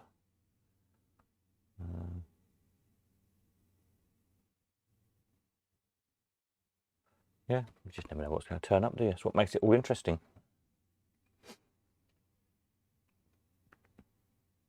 Then the later stuff, I used to when I was operating in pubs with Dave Hooper. We used to have pinballs, put pinballs in pubs around the Black Country. I got that knack in my younger, fitter days of moving pinballs on my own and balance them on a knee to screw the front legs on them and things. There's one particular pub we had in, gosh, where was it? It was called the Hen House. And to get into this pub was up quite a few stairs at the front of this pub. Probably wouldn't be allowed now, I suppose, because you can get a wheelchair in it. But there's no other way in, up the flight of stairs into a pub. And yeah, getting a pinball in and out of there was not fun, but they took good money in there. It was really odd pinballs that when we were operating them, they'd take really good money for about 6 weeks, something like that, and all of a sudden the cash box would just plummet, and we'd have to change them around. So that used to be the job sort of once a week, buy a new pinball and swap that into pub 1, take that one out and put it into pub 2 and so on, and all along the chain. And the last one would come out and sell it again.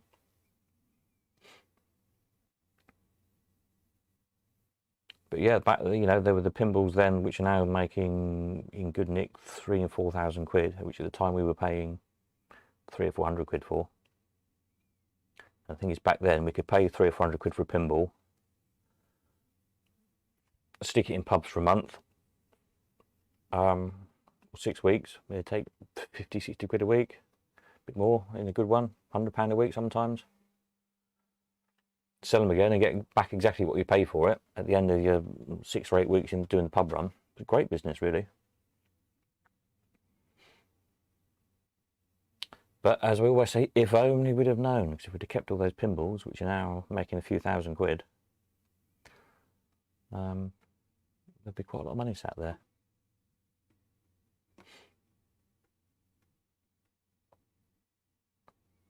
The other one I always liked, just because it appeals to my somewhat childish sense of humour, was Bugs Bunny, the Bugs Bunny pinball with the carrot flippers. Bugs Bunny's birthday ball, was it? Or Bugs Bunny's birthday ball, I think it was called. It wasn't that much of a game really as far as pinball goes, but quite liked the graphics on it and the carrot flippers.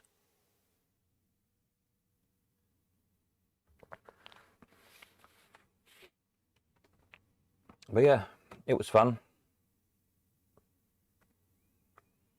Apart from keeping pinballs running in pubs, which, as you can imagine, if you've ever had a pinball machine, was interesting. But it was good, really.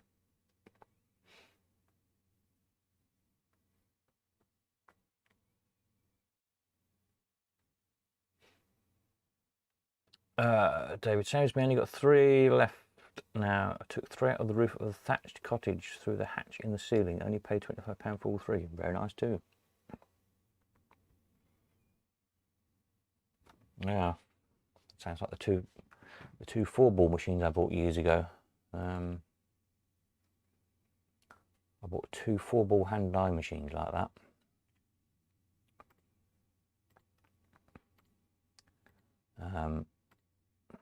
Which I've still got. Let's see. 4-ball machine. There we go, let's find a nice image. These, very early machine, upright bagatelle, kind of like upright pinball really. Years ago when I used to do the magazine, I had a call. I used to have the magazine printed down in Harlow. Well, the colour stuff was printed up in Blackpool. The black and white bits was on in Harlow, and it was put together in Harlow. And I had a call I kept putting off because it was in London. It was a bit of a pain to get to. I had 2 machines, and the way they described them, they sounded a bit naff really. And I put it off 2 or 3 times, and then I said, oh yeah, well, when I'm down that way having the magazine done, I'll come and have a look. Anyway, I went to have a look eventually, and they'd bought this house that had been a pub in London, had been a pub many years ago, and found these 2 machines in the attic. The 2 hand and eye machines, 4-ball machines, a green one, green back one, and a red back one. I've got a green one on here, and a blue one. It did all sorts of colours. It turned out to be 2 of these. Oh, they're rather good. And I said to the chap, well, how much do you want for them then? And he's like, oh well, would £100 be too much? And it's when they're making, you know, like £1,000 each. It's one of those you think, does he mean £100 each, or does he mean £100 a pair? I didn't quite know what to say. So I sort of ifed and ahed, and he said, well, I was thinking like, well, £100, that's like £50 each. Is that too much? He's saying. I said, well, I should think that'll be all right. Yeah. Trying to keep a straight face, and yeah. Pop these 2 machines in the car. £100. Thank you very much. And I've still got them now. I kept them both because they've been both together, obviously since new in this pub. The place has been boarded up for donkey's years, and so they would turn it into a house. So it kind of seemed a shame just to sell one off for the sake of it, especially as it hadn't cost me very much money when they've been together for 100 years. So hence I still have 2 4-ball hand and eye machines. That's probably my best ever find, I should think those were.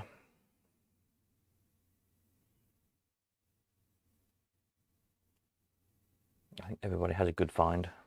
You just have to wait your turn. If you have not had a good find yet, I'm sure everyone has one eventually. A lot of people have had a lot better finds than me, but that would have been my best.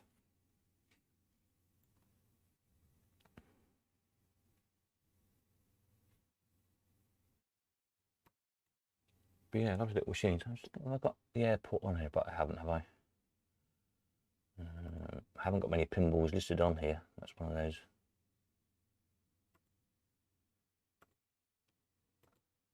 But basically, only ever got around to listing the pinballs that we've sold in the past. So there's thousands and thousands, obviously, that we haven't listed, and I haven't got airport listed even.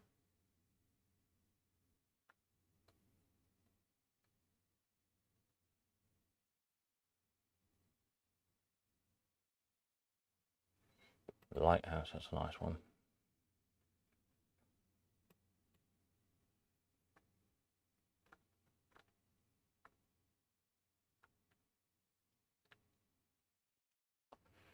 There was one called Blue Streak that I bought from one of the auctions, a few auctions back.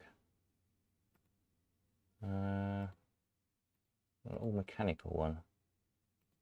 It's quite nice. Yeah, this one. Looked like an interesting game. Blue Streak. Because these bits on the playfield move. Somehow, I can't remember how it works now, but you ping the ball up and you can see this kind of this flashy kind of zigzag design is kind of route the ball is supposed to take. So it pings around there, bounces on that, bounces on that, goes into there. And I can't remember what moves these things, but these things, the ball goes in the top with this kind of, what shape you call that really? Thing, anyway. Then the end moves and it comes in different slots, different scores. What does the flyer say about it? Let me read it. There's a cracked copy I found, but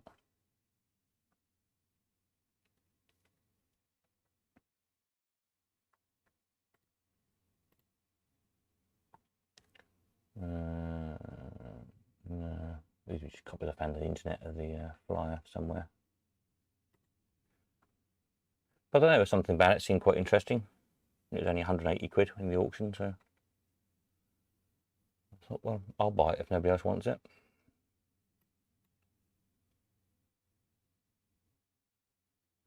What else on here? Have we got any of these?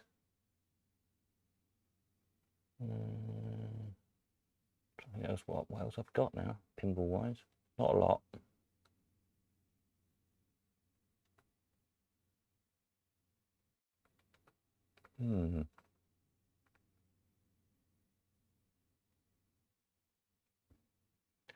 Why is hard body in there? That's not. That should be in the electronic section, shouldn't it? Make a note to move that. Bang hard body.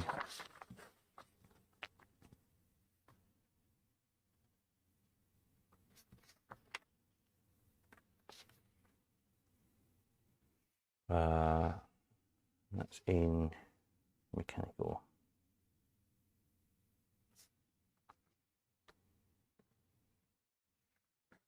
A little mistake to correct there in a minute. No sign off. I'll sort that on my list.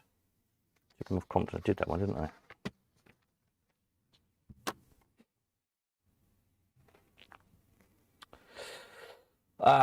Paul, surprised how quick you can move them out of somewhere when they say that. Yeah, when they're cheap. It was, yes. Yeah, they went out of the car quite quickly. Try not to look too pleased with myself and too smug.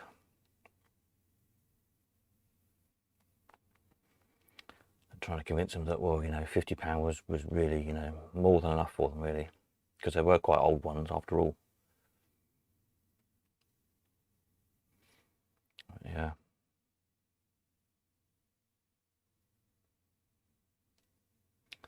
Buzz you get when you drive away. Yes, it's been a while since I've had a buzz like that. I best say probably a Gottlieb Buckaroo for 350. Gottlieb Buckaroo. What's that look like? Have I got one of those listed? I don't think I have.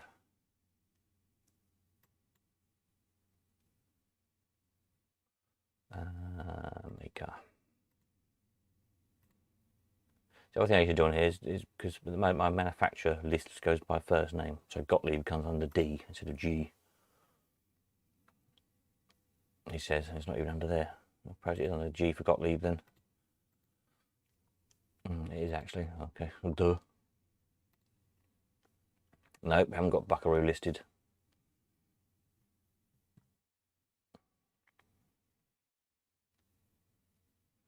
There's a bit of a major job catching up with all the pinballs.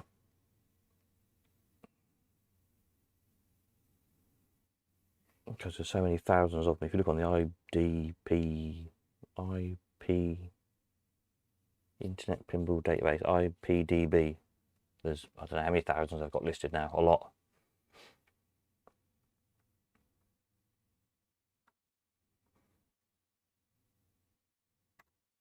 But, yeah, good website. Oops.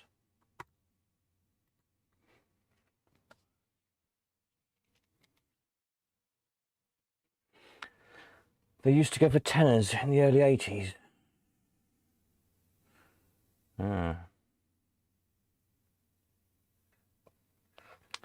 What on eBay for 1,500 quid? Ouch. There you go, you see.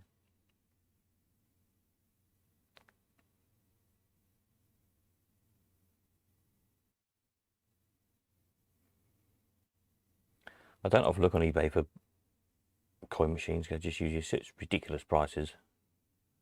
I just can't bother with it. eBay's such a pain in the arse.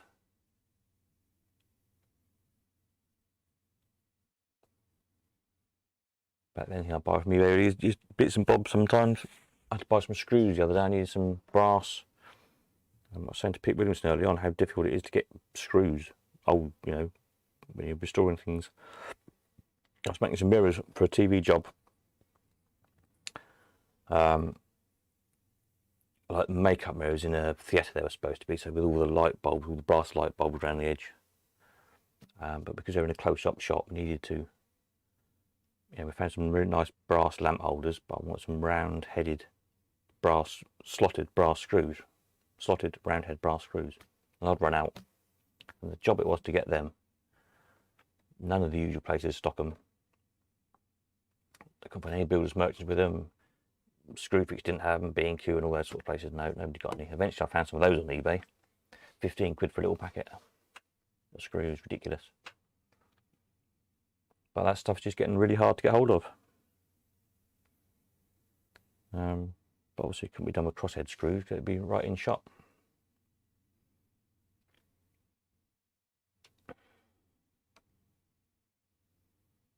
But same when you try to restore something, you need old screws, old nuts and bolts.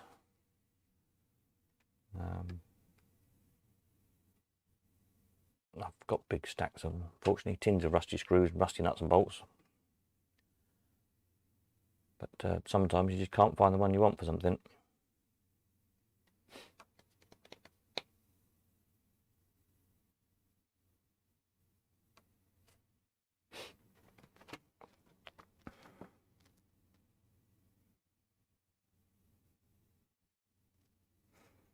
When I been out, yes, that's mine. When I said I'd never sell, oh.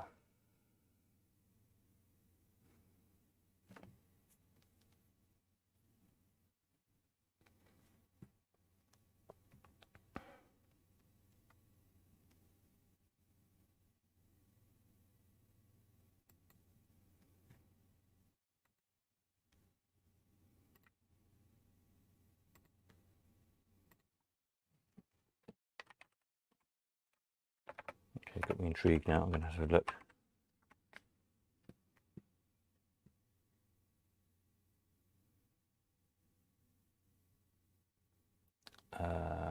What was I looking for? Gottlieb Buckaroo.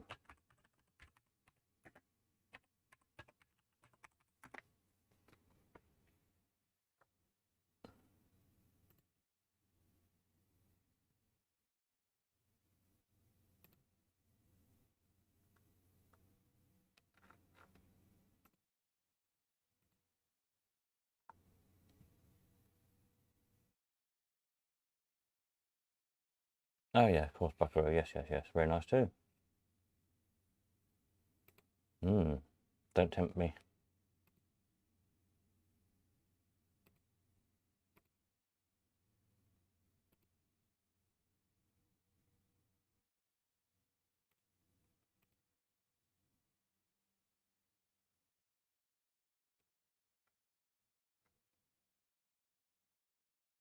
Yes.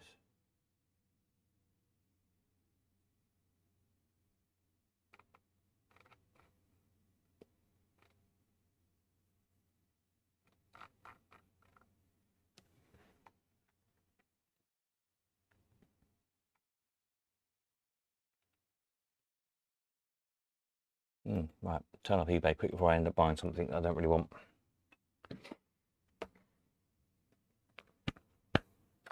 Keep my World's Fair, that's it. World's Fair, yeah, good machine, isn't it?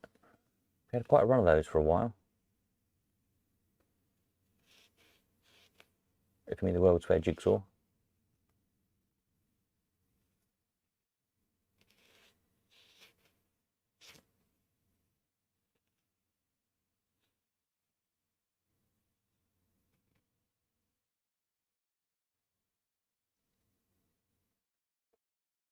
They're what am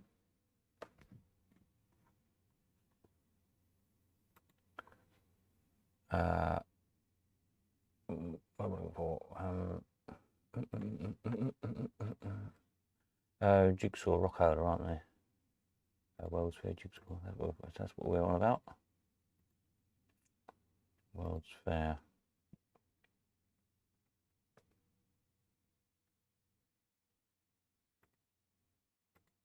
crap, have I got one with the jigsaws on? Yeah.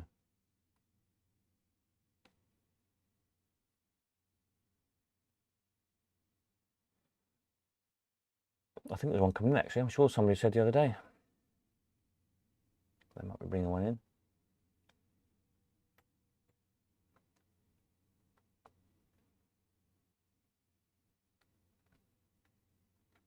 I sold quite a few of those, surprisingly. 1, 2, 3, 4, 5, 6, 7, 8, 9, 10, 11, 12, 13, 14.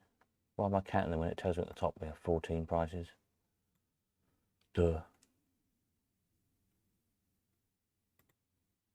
That one's not a World's Fair, that one's a World Series, so that's in the wrong thing. Okay.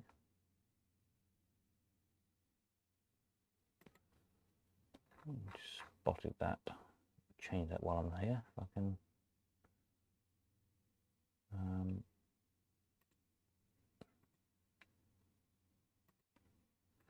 Color World Fair. Which one was it? That one. So that one isn't a World's Fair. That one is a table. Cool. It's a World Series. If I click that and if I refresh this page, hopefully that one's disappeared now. Yeah, that's better.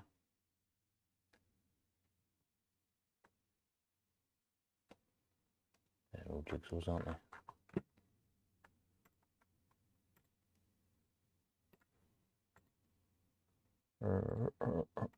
Rocker, so it should now appear over here in World Series, that one I was just looking at. Yes, it does. That's okay then. There we go. Another bit of live editing. See, slowly find all these little mistakes and put things right where they should be, in the right sections, etc.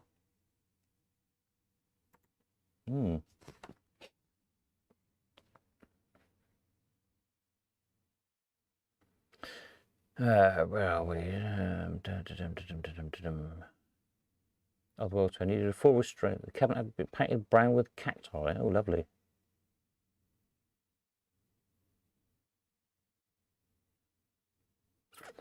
Steve, could you possibly put in something to show odd slots to each other? How do you mean, show odd slots to each other?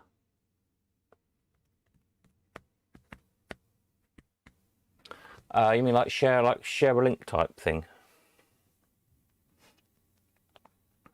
Oh, I got Lead World Fair.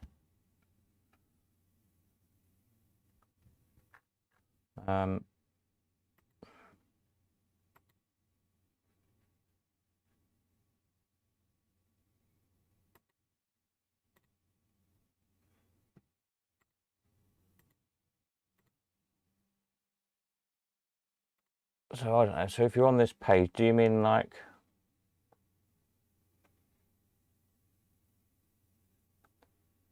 sharing this page with somebody? Is that what you mean, David?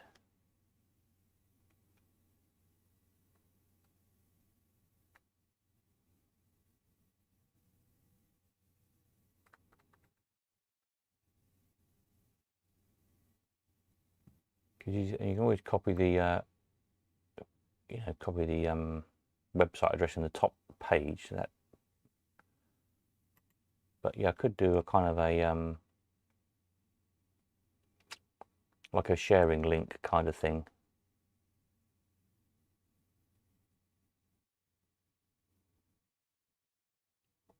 Yeah, some websites do. If you want to, share this with a friend type thing. Is that what you mean? So you like stick their email address in or whatever, and it sends them a link to the page type thing. I could do that.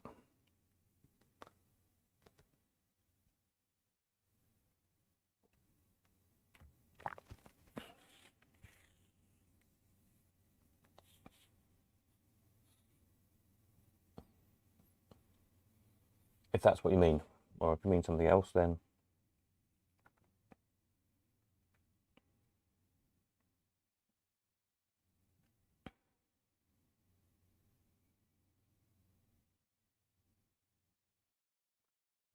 So I'm going to work another one of the projects on the back burner is a kind of we talked about before, not a forum exactly, but that kind of thing to more of a kind of a question and answer type thing. So if you need to know something about this machine, then you could ask the ask the other collectors, oh, how do I fix the gun on my target skill or whatever, and then hopefully somebody else would come along and say, what you need to do is twiddle this and ping that and bend that a bit and it'll be lovely.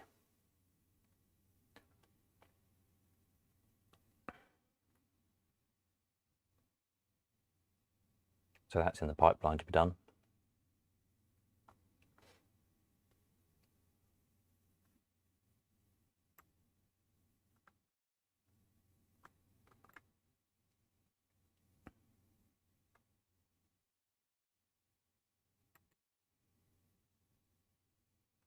Why was it so much better than that? It's amazing, isn't it?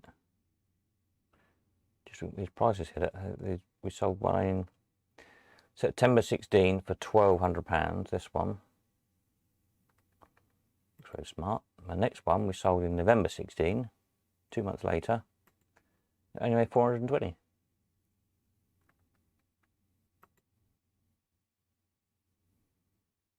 This one only made 30 quid. Oh, mind you, that's probably why it only made 30 quid, because it's got all his front missing. Fair enough.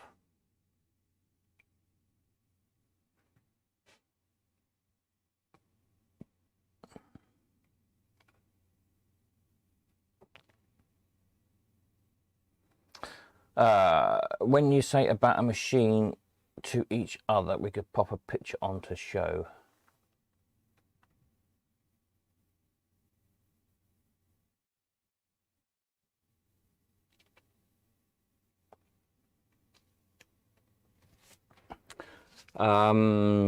Yeah, I can't do that via these live video streams. Only I can do it, if that makes sense. So I can go to any of the pages on the website and bring up a picture, but you can't to show it on the live stream.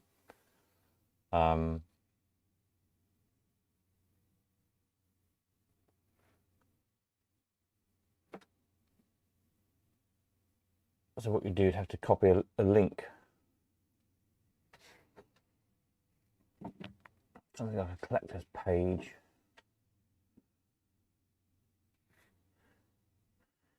Yeah, we could put it in the kind of a forum-y thing somehow.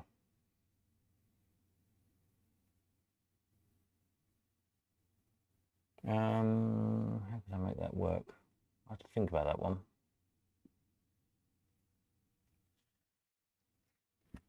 Something like a collector's page.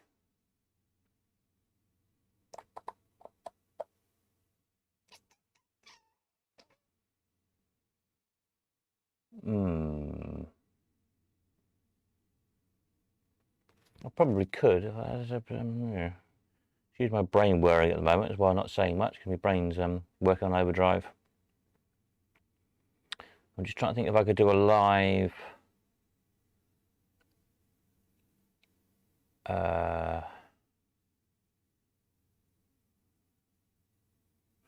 I probably could. It takes some program. I'm just trying to think, like we have the live chat on here where you can all type messages in and they pop up. But on YouTube chat you can't post pictures, you can only post words.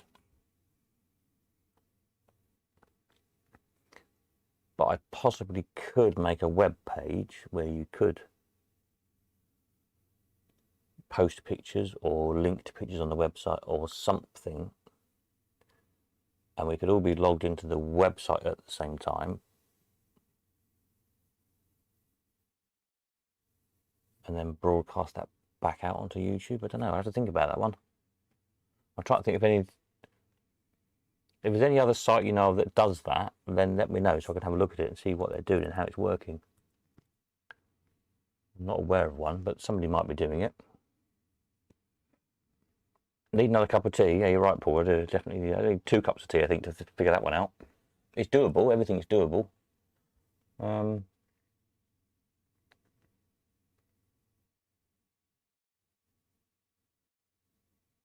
It's an interesting idea, like a forum, but an actual live forum. Because forums usually, you know, there might be hours or days in between posts, isn't there? But if we could arrange like this for people to be all logged in at the same time and be able to live post photographs, video clips or whatever at the same time. That's a very interesting idea.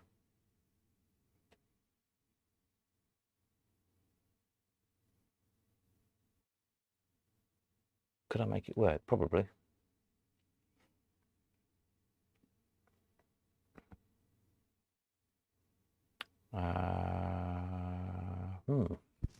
I'll think about that one.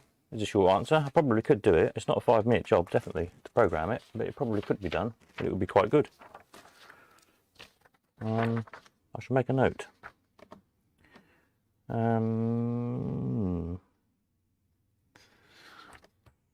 Forum with a live chat.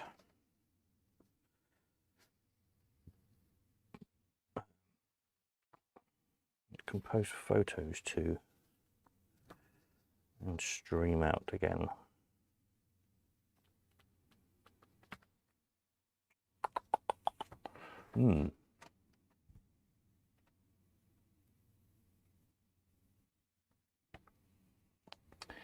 Instance like IE, does anyone know what goes on here? Yes, here's a picture of mine. Yeah.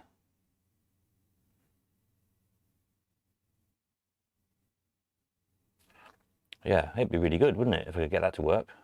I like that idea. I like that idea a lot.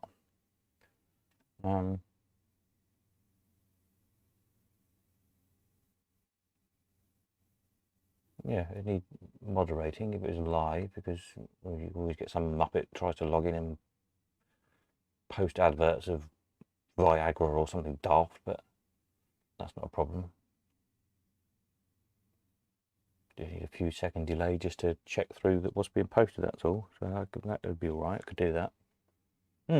Let me chew that one over. I really like that idea. That's a very good idea.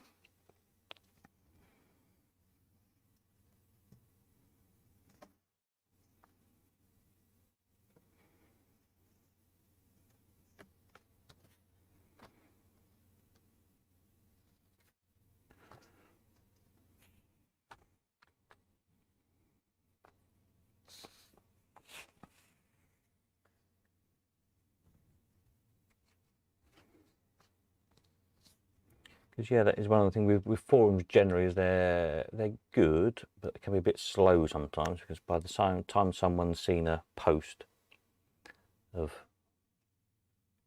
yeah, here's mine, what goes here, and somebody looks at it and think, oh yeah, I've got one of those, I could go and have a look at that, and might be a day or two later when they go and have a look at it and take a picture and upload it, and then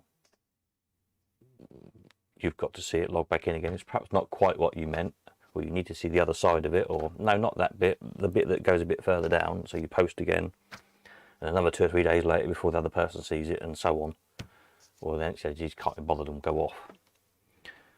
But if you could do it more or less live, so as you say, what goes here? So I said, well, hang on a minute, I've got one of those in the other room, I'll go and take a picture of it now, and, you know, post a picture up within a few minutes, live as it were. So then you can ask the question, can't you, to the person, say, oh yeah, and I mean this bit, or does it have a spring attached to it or something, and you know, so you've got that immediate feedback.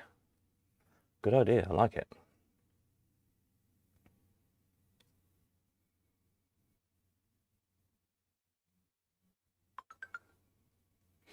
The amount of machines between us all is a lot of stuff. Yeah, there is, David, there is a lot of stuff. It's kind of what I'm saying generally about trying to you know, gradually build this whole website up over time, a database up with information over time, so you can fill in these gaps of who made what, when, if we know dates, if we can find old adverts and any information about them. Different pictures, if someone's got a slightly different version or something. and just keep adding it and adding it and adding it and adding it. And when I get bored of it, then someone else can take over and do it. The general problem is with any of these sort of sites is that it takes a lot of resources to run them, a lot of time and effort to collate it, and people just get bored of it after a while. But by doing this with the buying and selling angle on it as well, keeps people interested.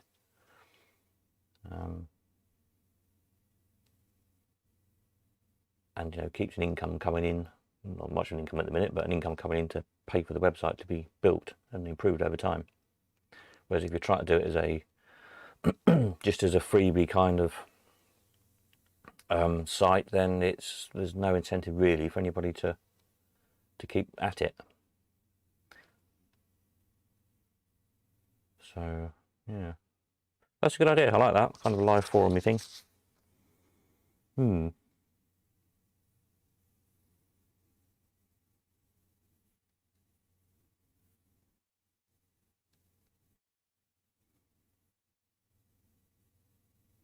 And sort of open it up, I don't know, one night a week or 2 nights a week or something. To get to the point of having everybody together at the same time for a chit chat, really. See, I haven't got that long delay. Yep, I'll think on that. I'll put it on my list of jobs. Good job I had a full charge on my iPad tonight. Well, there you go, you see. Value for money here, if nothing else.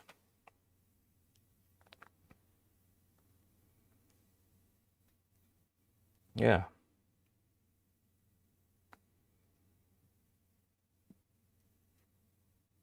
So I haven't got an iPad, I use my big computer on my desk. It's beeping me on my phone. Someone just beat me. Instagrams, that's alright. Instagrams, more Instagrams.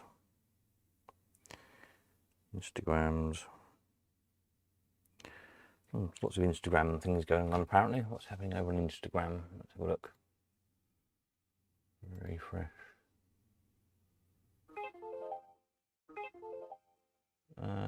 Yeah. More likes. People like things. People liking videos. Jolly good. What's happening over here? H has been busy. He's got a load of fairground stuff to sell when I get around to going to see him, go and get it all.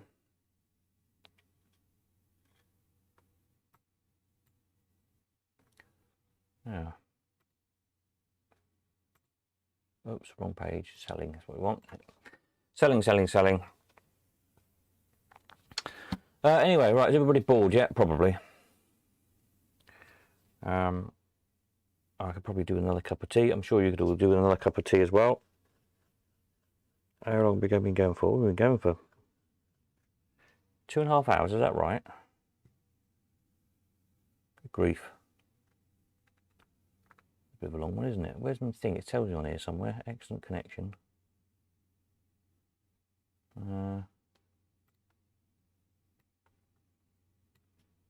2 hours, 20 minutes.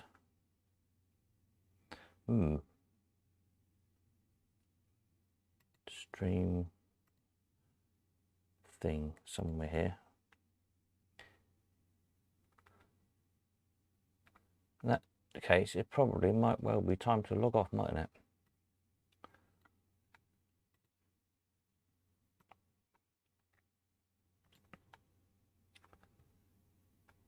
And I can go and do whatever it was I've got to change, a couple of little bits of info on things.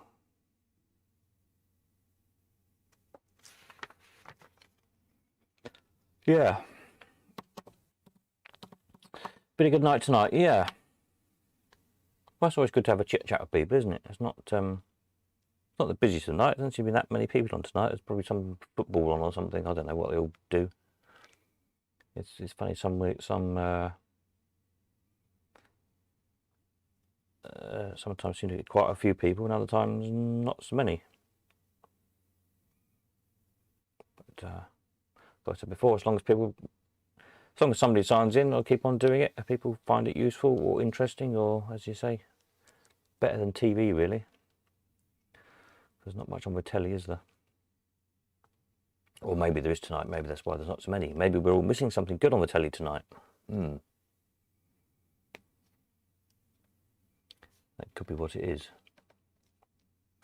Anyway, right, I think we'll probably call that it, because I'm sure you're all bored to tears of me by now. Alright, I'm going to go and make a nice cup of tea. And then I shall keep an eye on the website after midnight. If there's anybody signed in who's selling anything and you don't know what to do, just ping me a message if you're staying up to midnight to see your stuff sold. If you're not, log in the morning and check what offers you've got, accept or reject. And we'll get some more stuff listed again next week. I think there's a few more bits and bobs, spare parts to go on. I don't know if there's any machines coming this week or not, I can't remember, to be quite honest with you. The next weekend we've got, what finishes next weekend machine wise? I think there's only machine people signed in. We've got 1, 2, 3, 4, 5, 6, 7, 8 machines finishing next Sunday, including the Easy Push. Be exciting. And that lovely Wurlitzer jukebox, so it'll be doubly exciting.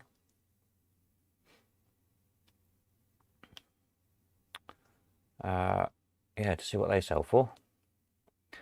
Tuesday night, we'll do a little results show thing as usual. For the bits that sell tonight, just to see how they've done. Same time as usual, 8:05.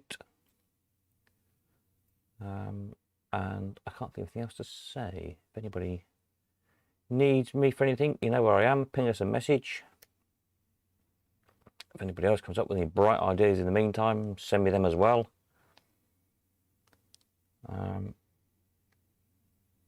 If anybody's got any spare chocolate, send that.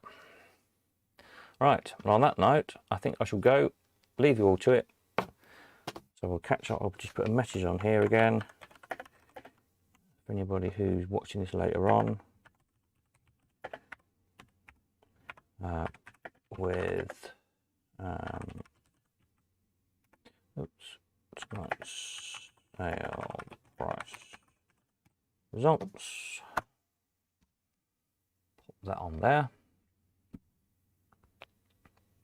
So I think that's probably it. Nighty night all.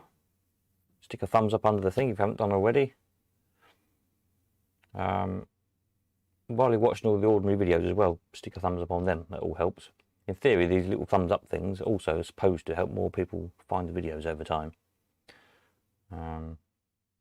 More people that find us means more customers to buy your things when you're selling something. Means more people to find things from when you're looking to buy something. And hopefully a bit more knowledge. You know, somebody might know something, somebody's got something, knows where something is, whatever. So the more people we can find, the better for everyone, really. So yeah, all the usual YouTubey things that you're supposed to say, like, comment, subscribe, all of that, blah blah blah. Share stuff, Instagram and all that. Do some Instagram, share them posts, and so on and so on. And hopefully we can find lots more people, and that will mean lots more stuff to buy, lots more stuff to sell, and we can all collect happily ever after.